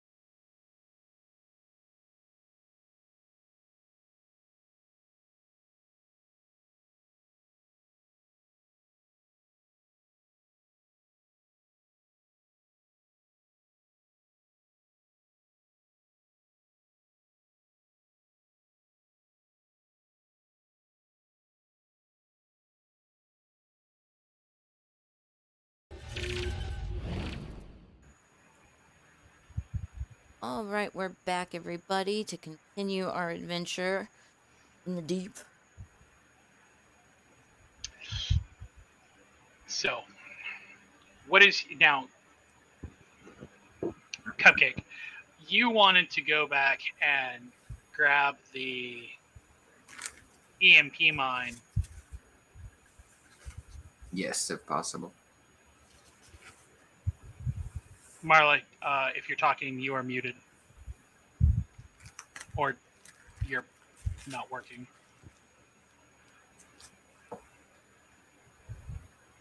No audio.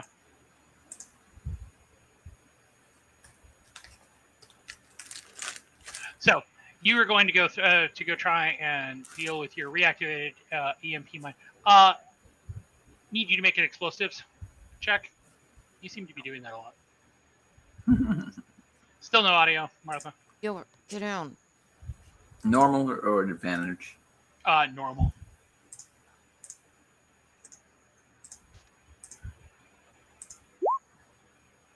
Oof. Damn. All right. Oh, shit. So, here is what happens. When you go to attempt to deactivate it, the mine goes off, and there is a flash of light that is disorienting and a kind of hot fizzle, a very loud, and all of your electronic equipment that is on you. Can you hear me? The HUD. Can hear you now. Can hear you now. Yep. Yeah. Can hear you more. Okay, it's so weird because like yeah, the little response signal on the bottom of my avatar wasn't really like working. So, We got you now, Martha. Better? yep. Yep. Your My HUD, my body Your- cam. your HUD, your body cam, short range comms, Yep. all gone. That's all fried. Damn. So even our radio to Arcades. I assumed that Trigger was handed that and stayed outside of the blast radius, so that is still So my shit still works. yes. Yeah, no, it was just me. Okey Yeah, I doke. assumed it was Okey just doke. my shit. Yeah. Okay. So, Well, sucks for me. what are you guys going to do now? Guessing head Did you eat all your dinner? to the. Hey, is it a clean plate club? Did you eat they? everything? Were we told which Go way for to it. go to get out? No. She said back the way you came. Yeah, but we know we can't fully do that. You were told that if you wanted to, that you needed to head to the room west of the meeting room to retrieve an artifact from Monarch, if you were planning on doing that. I thought we were supposed to wait until we had the gentleman with us, and that he. No. Okay, I We're misinterpreted. supposed to- we're supposed to get this item for the gentleman. Yeah, and hand it to him at the bell. We're gonna have to deactivate that door very carefully and stay out of the way. Whatever Fine. this heat source is not friendly. But we can try it.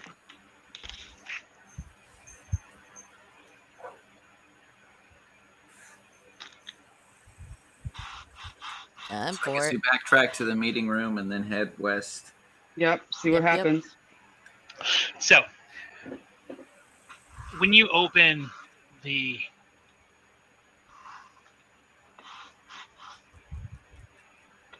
door, Insanely hot door. it is exceptionally hot. If you were going to guess exactly how hot, you're guessing it's probably in excess of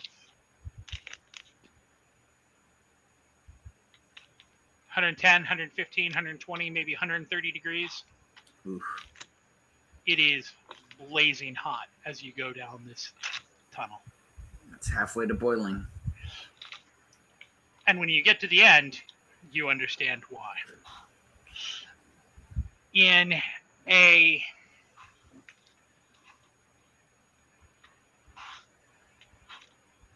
reasonably tight room, it's not huge, but there are 8 furnaces, 4 on each side of the room, that are glowing orange in the dark here. When you come in here, in fact, it feels different than everywhere else, because everywhere else that you've been here has been pitch black. Here, there's actually light. Not much, and it casts weird shadows all over the room. But there is light. All around this room, there are what appear to be candles, just like on the bell, floating all around. As one drifts by you, it is a finger. Say again? It's a finger instead of a candle. That has an LED in the tip. Disgusting. Well, I don't think this is the artifact. On the side of all of the furnaces, there are grease paintings depicting people being thrown into the furnaces, people being fed into the maw, being caught, put in cages, and then dragged here. Amazing.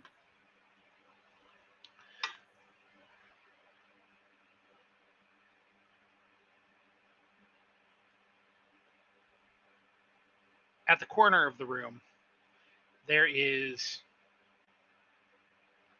a box.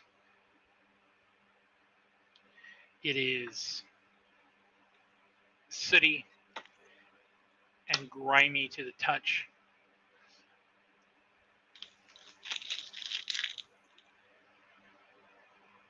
But when you open it, there is a solid state drive that feels like it fits in your hand. It is heavy. Whatever this is not a normal drive.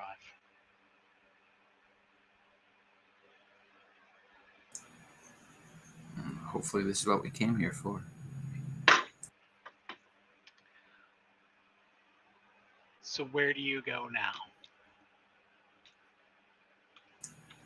So you got north and west. West? Right? Oh, wait, hold on. That's it. Okay. Okay. The maps are okay. Yeah, north and west. I was just trying to see the differences between the three sections on the map. So I guess west first. What do we notice anything different between the doors north and west? The heat level comes down pretty quickly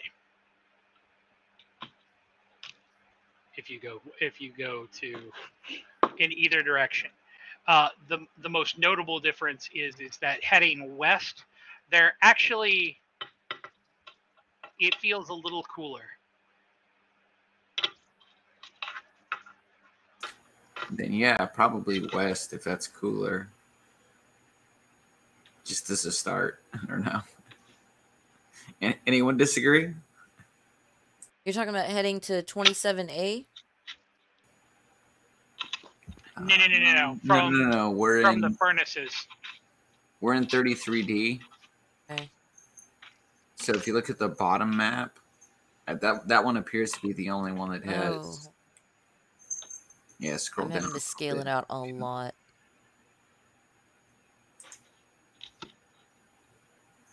Yeah, so that map down there, see 33D, Okay. that's the room we're in, that white one. So we have a north and a west. Okay.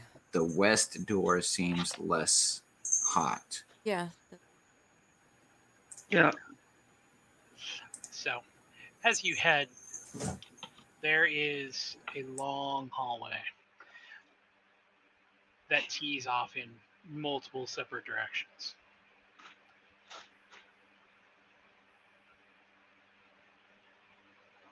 You feel like at least a couple of them are actually kind of maybe taking you back. Like you're walking maybe in circles here, but you don't know. Guess north So, from the T junction. so heading north, it is a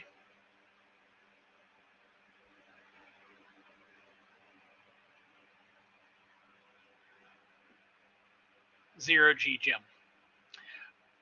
It is pristine compared to where you just were in the furnaces, where everything was sooty and dirty and greasy.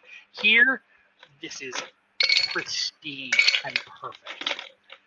It is a perfect gym with handholds everywhere. There is a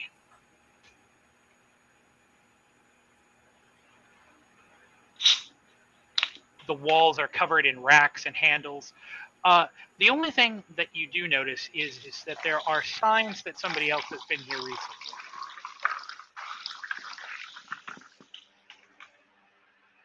It sounds a little bit like, or it feels a little bit like maybe other divers have been here. Maybe somebody else has been here recently. You find there's some towels that are laying on the ground. You find a cup. It's empty, but it's near one of the things you can imagine that somebody maybe used it to while they were working out. There's nothing else of significance here. No. Keep moving. Have we seen anything from our list of stuff? Here, no. There would be nothing from your list of stuff here. So, do you head south or do you head east?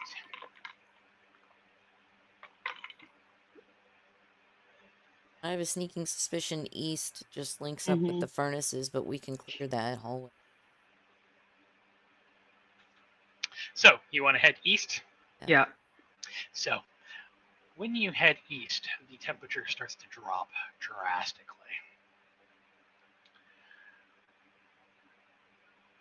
Oh.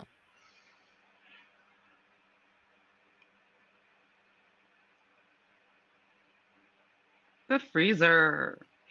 When you get here, it is an improvised cryopod bay. There are 10 separate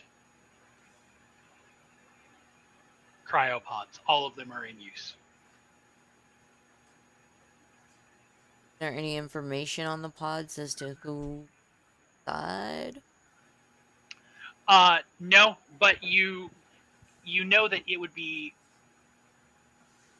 pretty easy to open these up. They're almost the exact same model as. Can we look into them instead of opening them up? Like, is there a way to like see in?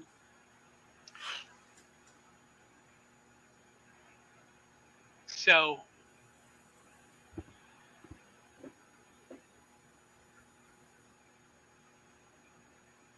when you look in the computers, there's no way to actually look inside of them, but the computers hold pictures of who's inside. You don't recognize any of these people except for the person in 8. Mm. The person who is in 8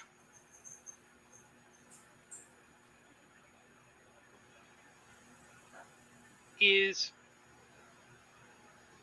pretty unmistakably Angela. Who? Unmistakably who? Angela, Angela. the woman who is... Obsessed with Monarch. No, she was on your ship. She was the one who told you about the captain. Oh, and she disappeared And too. then she disappeared. Right. She disappeared before. Yeah, okay. Are we able to use our bioscanners? Not without opening them. Does opening them automatically trigger the awake sequence? Yes. Okay.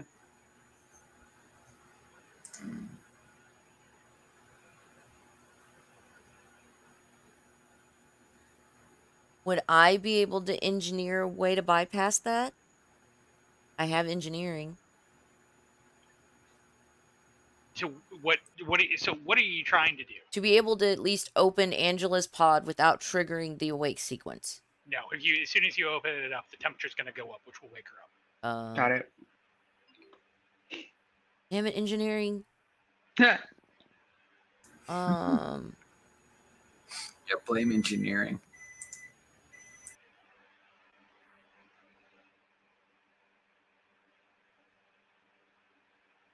I say we forgo dealing with this right now, because, I mean, unless someone else wakes her up, we know where she is.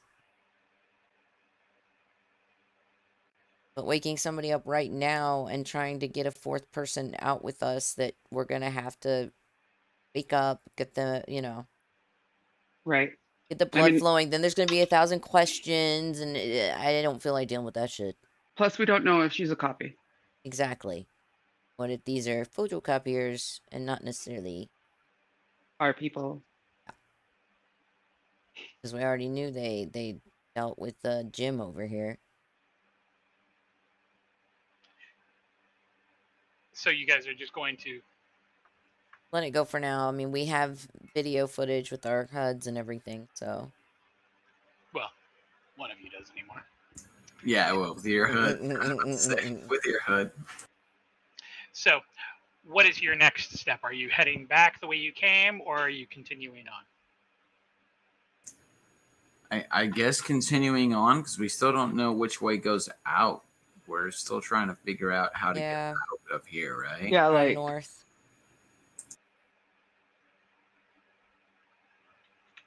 So...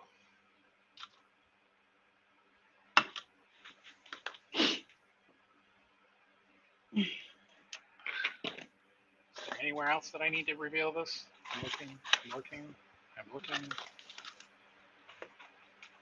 Bueller. Bone forges? Wonderful. Son of a bitch. Delicious!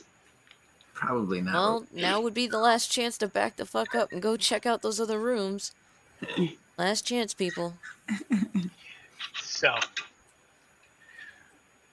Why can't I move you? The bone fortress. The ceiling here is covered in... Carbon.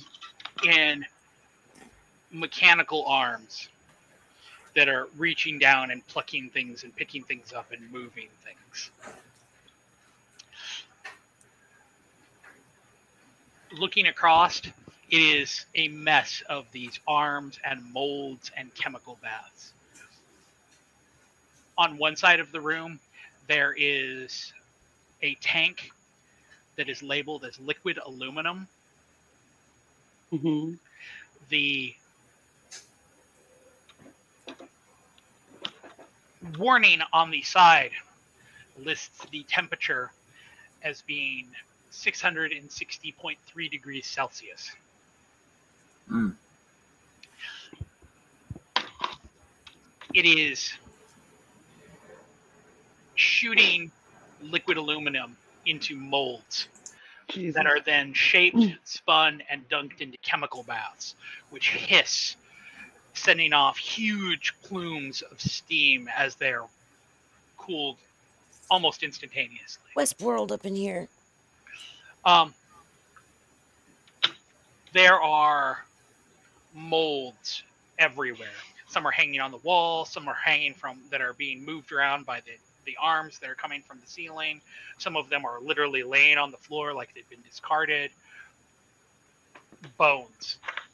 It is a seemingly infinite number of different possibilities for bones.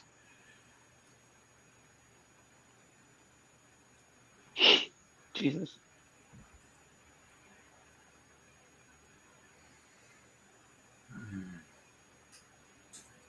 There seem to be an exit from this room, or is this just kind of like a room and it's...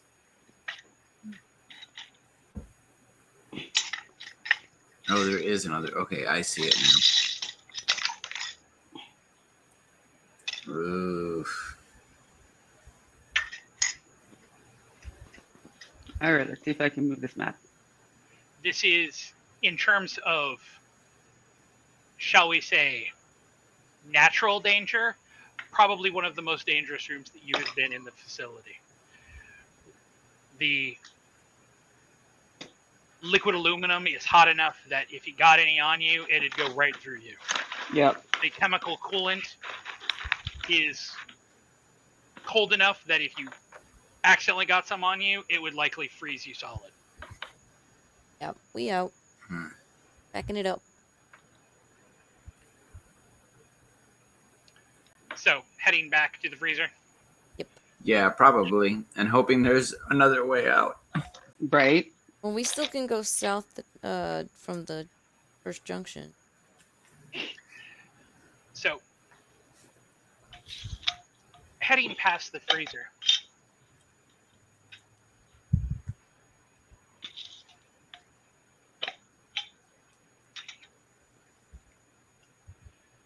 And back to the gym. When you head down that hallway, it is a long, long hallway that you end up having to float down. It feels like it goes forever. It feels like you've been here for hours as you're going down this hallway. And there are multiple times when the crew of you looks at one another and thinks, should we go back? Is this where we're actually supposed to be? Right. It's only when you finally hit a door that you realize that you have reached the end of this hallway.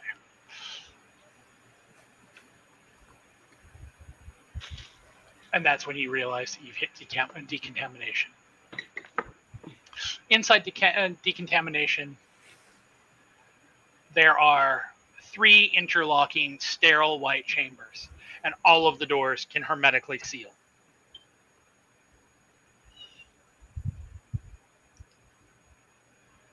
Is it a functioning decontamination room? Like when we entered, do we get like the spray and the... It is, in fact, a functioning decontamination area. Okay. When there are camera lenses and speakers that stud the walls everywhere from multiple angles and multiple positions.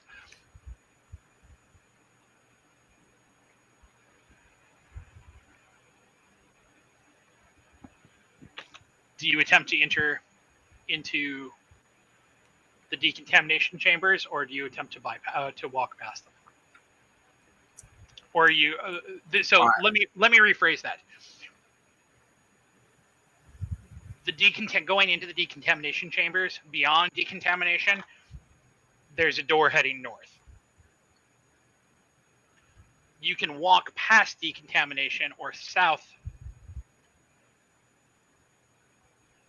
to another door. So there's a door south, and there's also a door east North and past decontamination. But you cannot go north without heading through decontamination. Cannot go north without what? Heading Without going through decontamination. Yeah, you can't. Okay.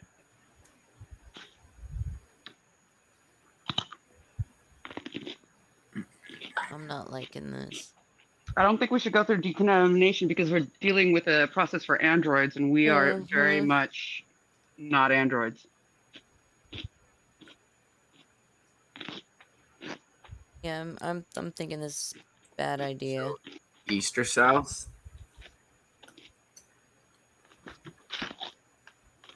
South? Mm-hmm. South feels like a long, hot descent back into hell. Yeah. When you hit the furnace,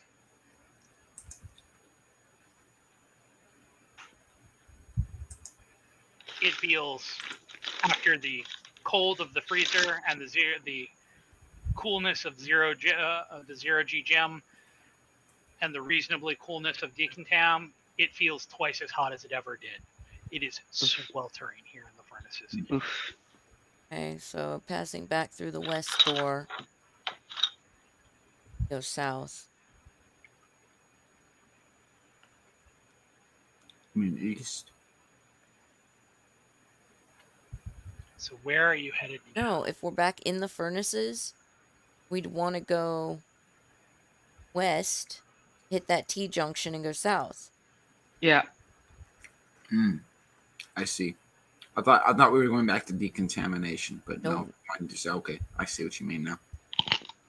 So you're heading back to the T-junction and then to the first door that you come to. Mm-hmm. Yeah, the first door on the east. So here, and let me.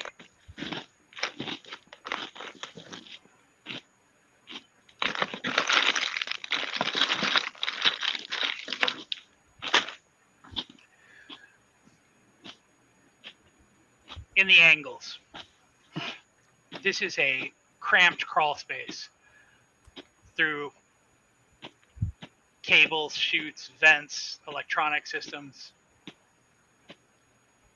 This is...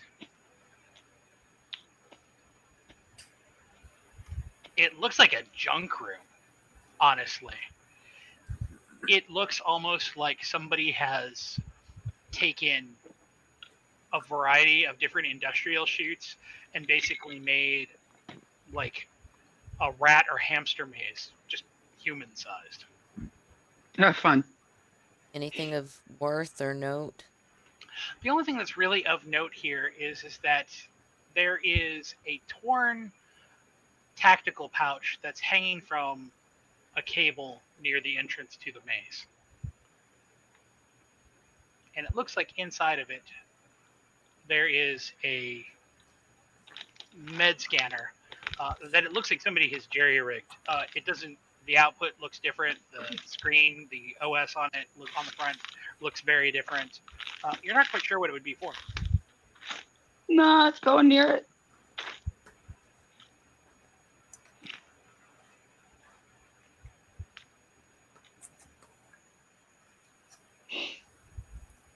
None of us. I mean, that's how they got jerry-rigging. Cupcake last time. No, my other character has jury rigging. So does mine. If we want to avoid it, It doesn't seem like there's anything fruitful in there. yeah, okay. So you back Next out. room down. Are you heading back south? Mm-hmm. Yeah, next room down. So when you head south and into the next room, Spigot Junction? Spaghetti Junction. This is yet another cramped cable routing room that's filled with knotted cords and cables spewing from every surface. It looks like, frankly, it looks like an IT person's version of hell. Cord management. There are cables that are running from basically every corner of the room that are just running into a giant tangle here. There's no way to figure out where it ends or where it begins. They're all basically about the same color, so there's not even a really good way to attempt to start unraveling them. Keep going down the hallway, I guess. Next to the door, on a table, there is an old, well-used, well-loved toolbox that is covered in stickers with the name Helen drumbled onto the top. Yeah. I say we take it back to her. Yeah.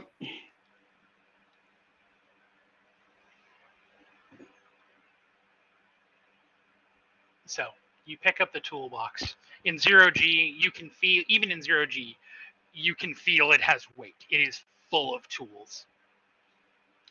So, do you float back into the tool shed? Mm-hmm. Yeah.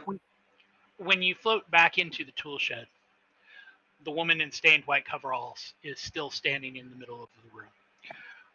The animation continues to repeat over and over and again, and she murmurs to herself, "Can't fix it. Need toolbox. No. And I would just set it at her feet. Yeah, just like float it towards her. When it sets at her feet, the animation loop breaks. And she looks down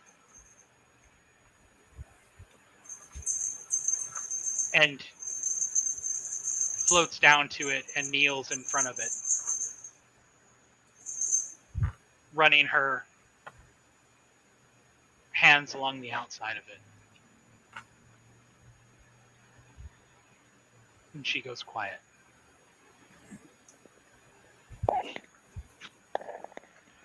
You are pretty sure.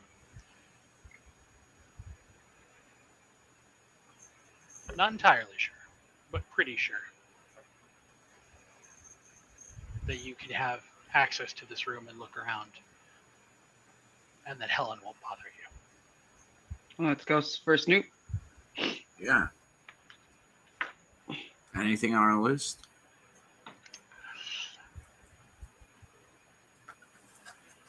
Searching the quite a ways for the list. Searching the tool shed, you find the following things. You find a laser cutter, a crowbar, a hand welder, I take the laser cutter. a foam gun, 6 pairs of mag boots, 6 vac suits, 3 stim packs, and Cupcake, I need you to roll a D100. I missed, real quick, I missed one thing before: 6 mag boots and the 3 stim packs. Vac suits. Back suits? 6 vac suits. 6 vac suits, okay. So we like carry as much of this as possible. Yeah. I just wanted to make a list. That way we had, okay. Yep. And D100.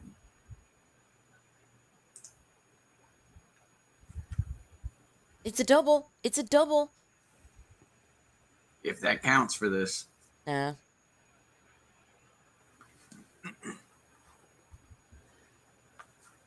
It would be this. This would be the time I roll my crit, though, right? When it doesn't count.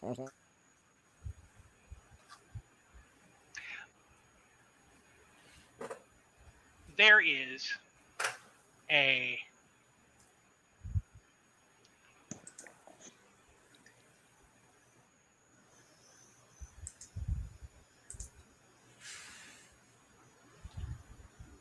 small container. It is about the size of a mason jar.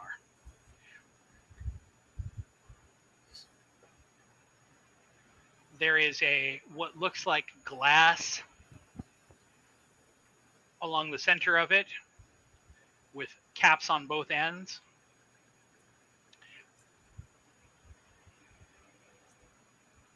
Inside the glass, and that glass is you can see through it, but it's like a dark green glass. There is something. It looks fleshy, almost like the lobe of a brain or something else similar, that is pulsing. Oh, hi.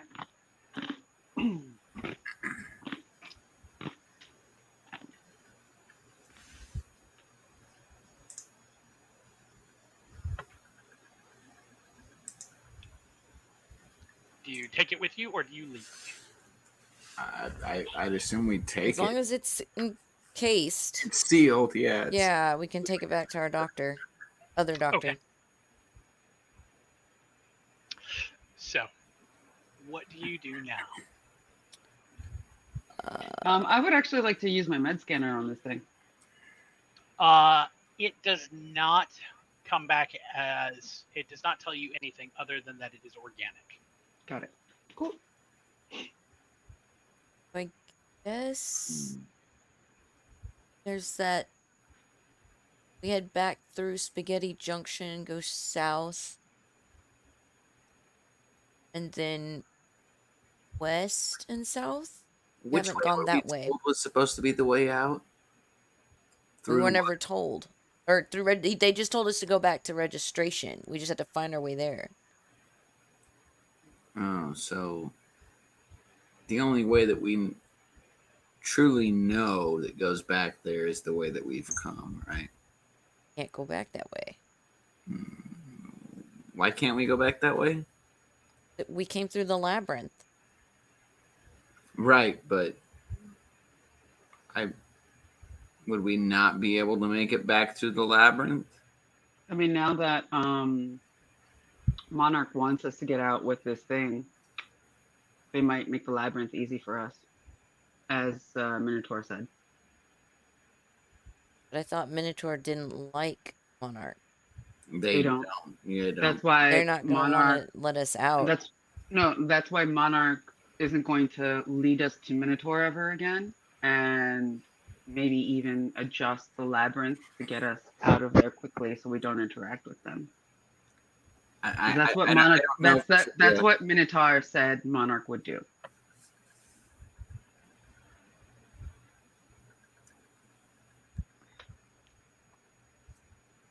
I don't know for sure. I just know the only way back to our ship that we know of is the way we've already come. I mean, we're on the 3rd floor. Theoretically, there should be an elevator somewhere. That's why I figured we'd clear that one last hallway. Okay. Well, you also know that there's no way to get back up to the 2nd floor from 31A, because it goes, remember, it's 0G up to a point, and then it's 2/3 gravity for like a 30-foot fall. Yeah. So we would be going against that little bit of gravity. We're going to have to keep going down the hallway. So we can't go back up the way we came. Damn it. Okay. South it is. So you're heading south from Spaghetti Junction, basically backtracking to Spaghetti Junction and then heading south and down the hallway. Mm-hmm. Yeah, where we set off the mine. South of the spikes.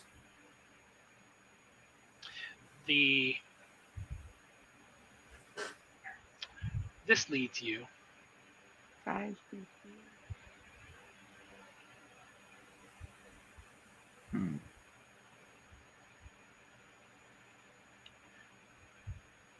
the Condensation Falls? Condensation Falls. It is unlike everything else that's been here, which has been basically on a horizontal plane. This is a vertical plane. It is a 0G drop down a fairly long hall that is slick with condensation all over the walls. There is no place to grab onto, really. It is cold here. The water that is dripping and dropping gives it a unique effect. Some of it is slowly floating through the air, and as your flashlights and heads-up displays catch it, it is like floating through stars. Okay, before we decide to make a drop down, just to clear, There's in two room doors on either side. 31, in room 31D hydraulics, was that a door or was that sealed? What's that square? 31.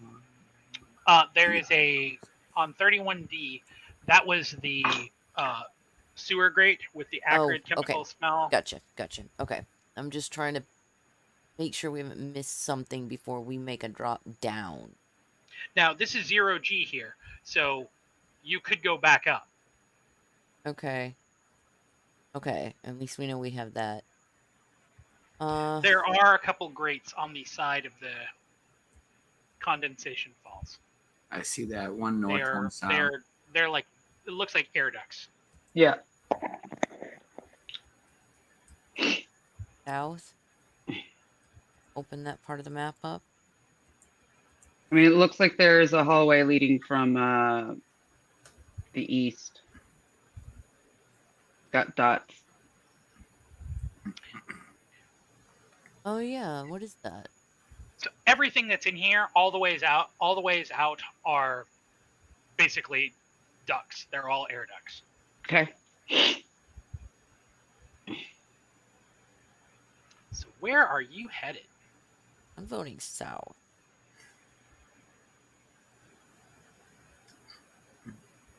I'm voting floor 1. Whichever gets us to floor 1.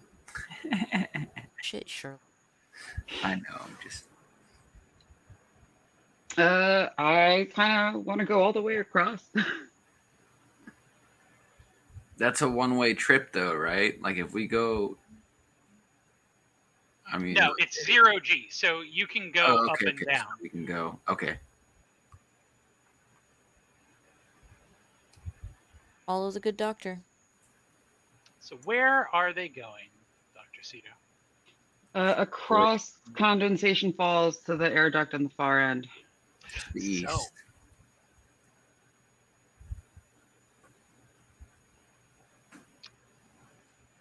heading to the duct and climbing through, you find yourself heading into the detection chamber.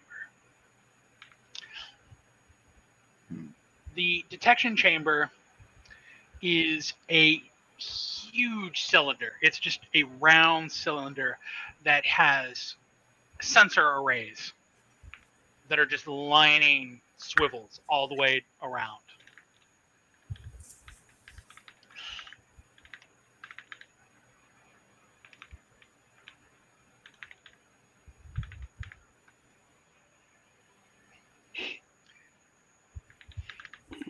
There is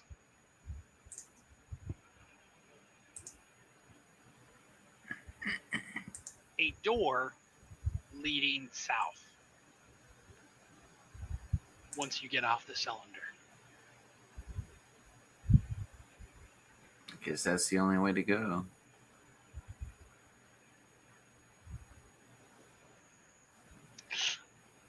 When the door opens, the only thing that stops you is the glint. The entire hallway is booby-trapped. It is crisscrossed in razor wire. Yeah, fuck that. Nope, I'm out. Yep. Trying to go south. You could, you think, probably cut through it, but it's going to take you time. Right. I'm voting back. Go back through the falls. Yeah, okay. Just get a laser cutter Yeah, we did just get a laser cutter. and a hand welder. We're already weighed down as it is. Time isn't What do you really mean? on our side. I know, just trying to get out. Like, I don't know. I'm just saying, if we end up like finding no other way out and we have to come back here, we did just find a laser cutter and a hand welder, which should Right. help us. So How much time do you think we would be able to get right out of there How with long? the laser cutter? How long would it take you to cut through the laser cutter? Probably. This is definitely not a professional booby trap. This is somebody who did it, who jerry-rigged these booby traps. So you think half hour or so, maybe an hour. okay. Yeah, let's just backtrack. What do you guys say? Let's just try for like 15, 30 more minutes, right, and see if we can find an exit. If not, then maybe it's worth our time to come back here and. Yeah. Also, just because I didn't want to freak you out, do you remember how I told you, Mr. Cupcake, that anytime you saw androids die, that it would cause you additional stress? Oh shit! Yes. Because I forgot, but I've added that 7 stress to you. Yeah. Oh god damn! Because I killed. But did I see them or did I take cover? No, you killed them. You saw it. You were close enough for your HUD to be fried. I think you saw it. No, that was different. That was 2 different explosions. But yeah, I So, backing up, where are you? Are you going to cut through, or are you going to back up to the condensation falls and try to go through a different air duct?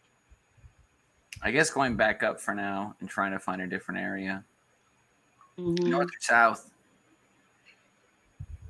I called south. So, when you get into the air duct and you float back through, it is,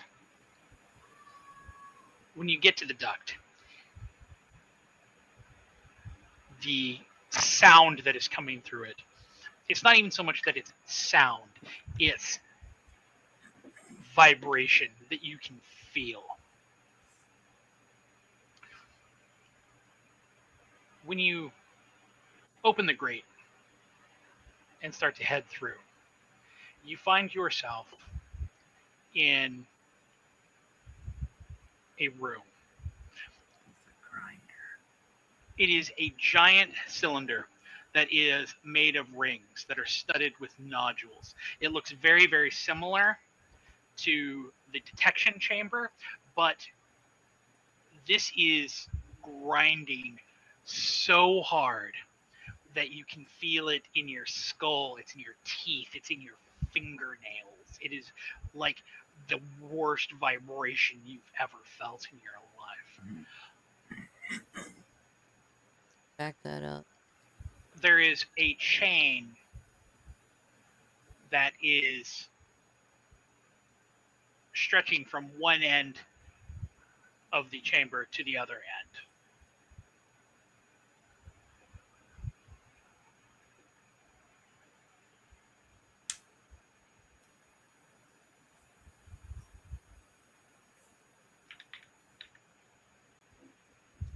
Any way to get through to the other side of the door, or is it? There's nothing that's preventing you from doing it. You could probably even grab onto the chain and pull yourself all the way across if you needed to. Still have one more door. You want to go north first? Yeah, let's check it out. Okay.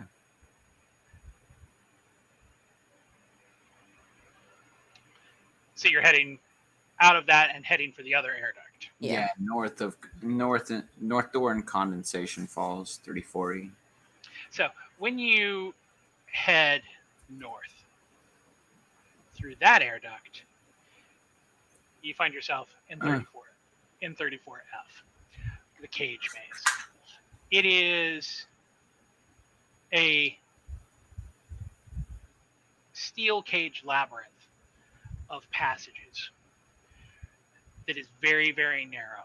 It is so narrow that the only way you can walk is to turn sideways and scoot down the tunnel. When you get close to the entrance, all of your electronic equipment starts to beep. And when you check it, you have no signal on any of it. Can I take it on that west wall? There's another grate. There is, looking through the maze, you can see, yes, another grate.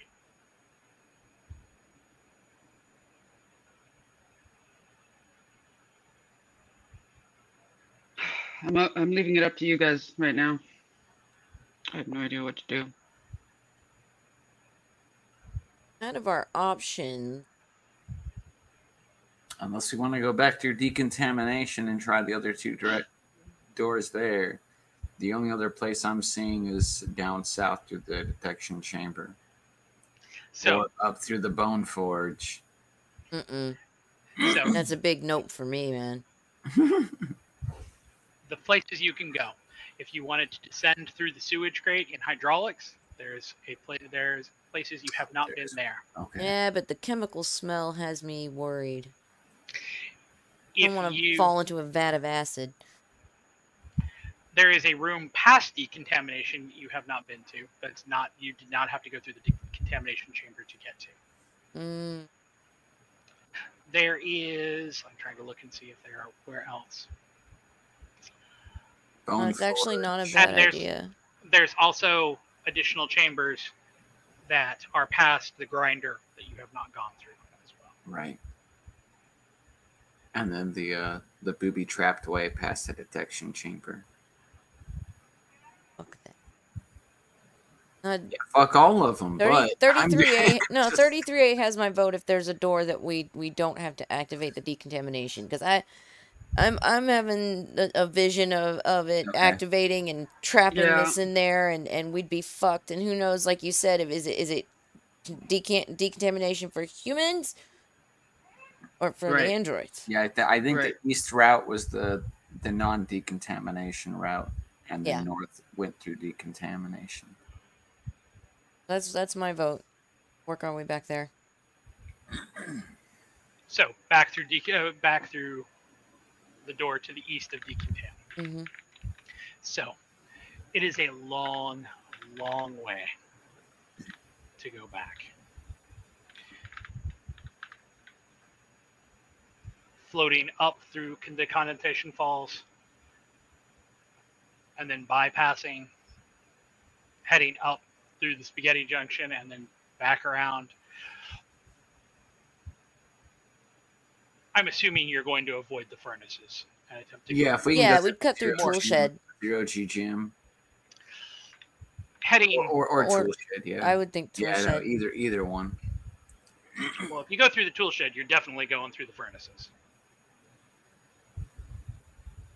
No, we can go across to meeting room 31. You go Spaghetti Junction, and then it cuts to the east to the tool shed. You go north, and then up up toward the meeting room. Go east to hydraulics. Hydraulics doesn't actually connect with the decontamination. The only one that does is Zero G Gym. Right. Okay. I'm sorry. The lines are so small. I thought it connected. My bad. Yeah. No, we got to go to the Zero G Gym and then go to decom. Yeah. Yep. It's long, but so when you head up to the Zero G Gym and you start that long float down to decontam. It doesn't seem like it takes nearly as long as it did the last time. When you get into decontam, there is someone here you've seen before. Oh yeah? It's the guy from the cubicle camp. Oh shit. What's he doing? He's looking rough. He has his SMG still around on a strap on held against his stomach. His pulse rifle is on his back. He has one of his legs splinted, and he is leaning on a makeshift crutch.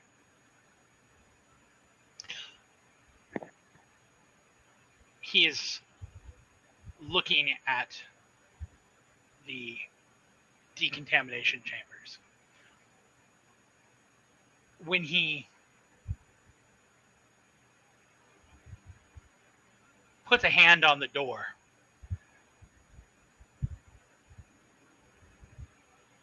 speakers pop.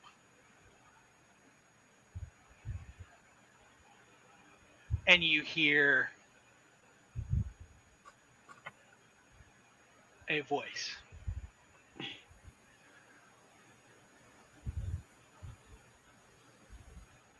It says, "Oh my God, you are bleeding all over everything. I am not letting you through decontamination until you stop bleeding and put on a decontamination suit. You are going to ruin everything." Do we recognize the voice? No, it does not sound like anything else you have heard here. Is there any kind of accent that would make us think it's actually a human and not an AI? It sounds English. Can I offer him one of the Stymeds that like helps We have a healing? vac suit. Yeah, we got 6 vac suits with us. The vac suit help. When And his ass through first. he slams his fist into the glass and then starts to force his way inside. Mm. When he forces himself into the leftmost chamber, he hits the button to start decontamination. Mm. Chemical sprayers in the ceiling start to hose him down. And after a second, he starts to scream. You watch as the flesh just starts to melt off his bones. Poltergeist. Acid! And very quickly after Fucking that, called it. the bones start to become brittle and start to disintegrate as well. The voice over the crackles again and says, "All you had to do was clean the blood off and put on a decontamination suit, and you decided to be stupid, and now look at you, you're dead." Said, "Not very smart. You're not very smart at all." Now, for semantics' sake, when you say a decontamination suit, is that the same as a vac suit? No, probably not. There are, if you look around, Okay. there are, in fact, decontamination suits on a rack. Okay. Yeah, I'm going to put one of those on top of everything I'm wearing, Yeah. if I can. Here, I'll follow suit. You cannot put it over. You cannot put it. They are tight. You cannot put it over everything else that you're wearing. You need to strip down. Can we carry our stuff with us? I don't think I'm wearing much, honestly. I'm wearing the You're carrying something that's carrying all that fucking loot. Yeah, we standard got bags, bag man. bags. Yeah, but you can put the bags on the vac suit, right? The- Like, Voice crackles again and says, "Are you three going to make the same mistake as the last idiot? You literally just saw him." We're putting on the decom suits. We just want to know what to do with our gear. We can't There is leave a- it behind. Says, "There are sacks. Put your gear in the sacks and seal the sacks." Thank you. No problem. Don't be All dumb. right. Of course, of course. All right, follow the directions to a T. Yep, yep. So, when you seal your stuff, there is a moment of panic because you realize that doing this means that you don't have access to your guns, your scanners, your equipment at all. It's in a bag. You have the bag with you, but it's not easily accessible. Right. I would actually hold on a second. Like before we even go in there, where is my sheet? I would like to make sure that we all take one of something. I think it was the Automed, not the Automed. Steinpack. Stimpack. Stimpack is for health. I think what Yeah. you took last time was an Automed or something. Yeah, I think you're right about Automed. Yes, Automed. Nanotech pills that assist your body in repairing damage. They give plus 10% to body saves meant to repel disease, poison, as well as attempts to heal, and 10% to fear saves made to reduce stress. Is that what you were talking about or thinking of?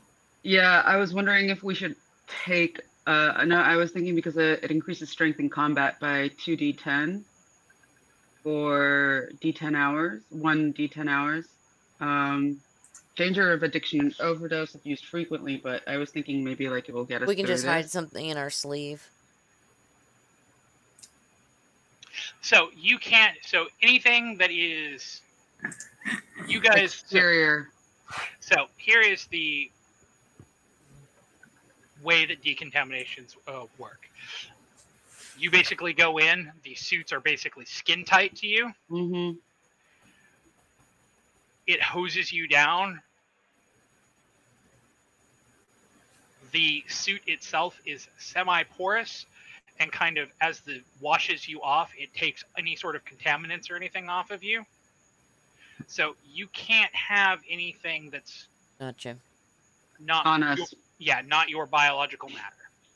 All right. Let's take a chance. Do we want to take Automeds or Stimpaks before we go in? I think Stimpaks are used in response to being hurt. More like a healing potion. Mm-hmm. Okay. Can't take it preemptively. Yeah. The auto meds that I leave that up to you. I don't have auto meds. I don't know how Neither. many you have. Yeah, I'm gonna offer them to you guys as well. Okay. So I take one, and you let me know if you guys take one. Yeah, I'll take one. So you I guess. He's a crowd. Okay. taking the meds, putting your sealed pods with your gear in it, sliding it into the proper slot, and then individually stepping into decontamination one by one. You were pleasantly surprised to find that when the nozzles come down, it is a clear, slightly blue tinged liquid that sprays you down. It smells vaguely of alcohol and antibacterial soap. Like Barbasol. It is cold, not unpleasantly so, but after the time in the furnaces, it feels almost refreshing. The door on the other side opens, and as you step out in your back suits, your sealed packs are waiting for you. And you hear a voice that says, "That wasn't so hard, was it? Why did the other guy have to be stupid? Why do so many of you have to be stupid?" Hey, don't lump that dumbass in with us. If we knew, we wouldn't have. We would have stopped that a long time ago. We could figure that out. Truer words, never spoken. Welcome to my parlor. I'm Silas. And with that, our session, so certainly not our adventure, comes to an end. Silas. We were just Crazy. getting somewhere. Damn it. Yeah, right.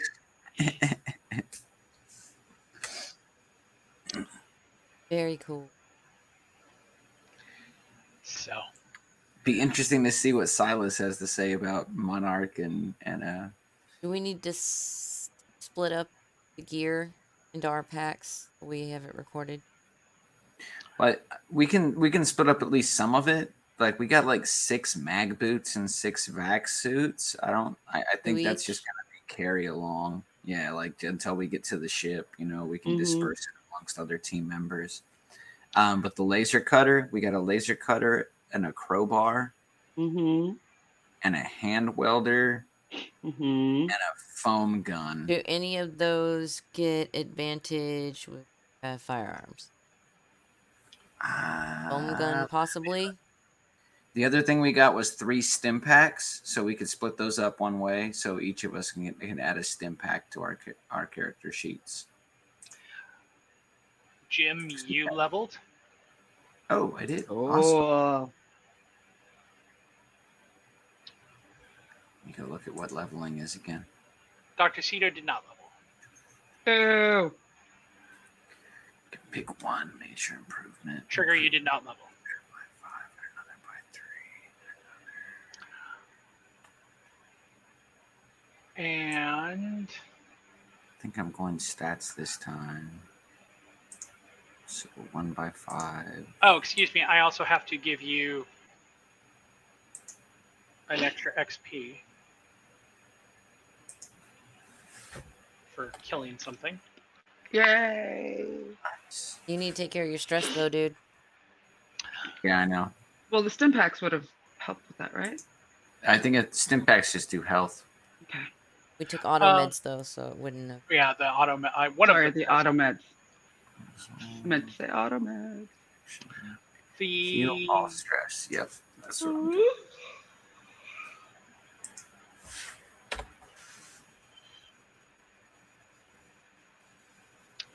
I need all of you to roll a 1d10.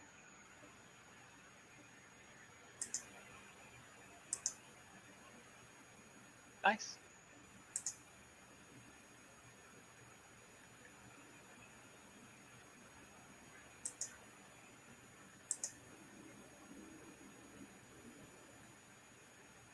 You get 2 skill points when you level? Yes. Okay, yeah, 2. Okay.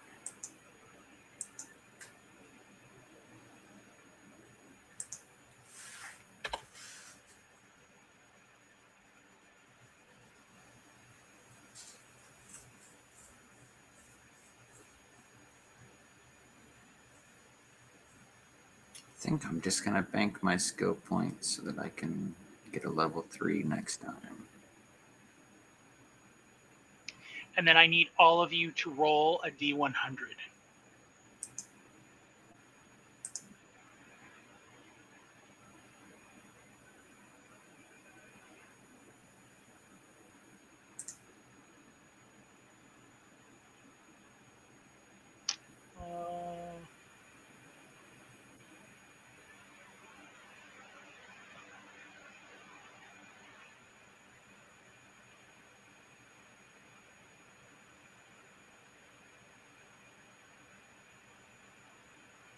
Nice. Good, good. Guess we're still alive.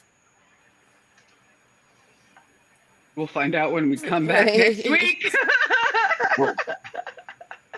We'll find out what diseases we have next week. Yep. All right. Well, I want to thank everybody for sticking with us tonight. Thank you so much. We enjoy doing this for you guys.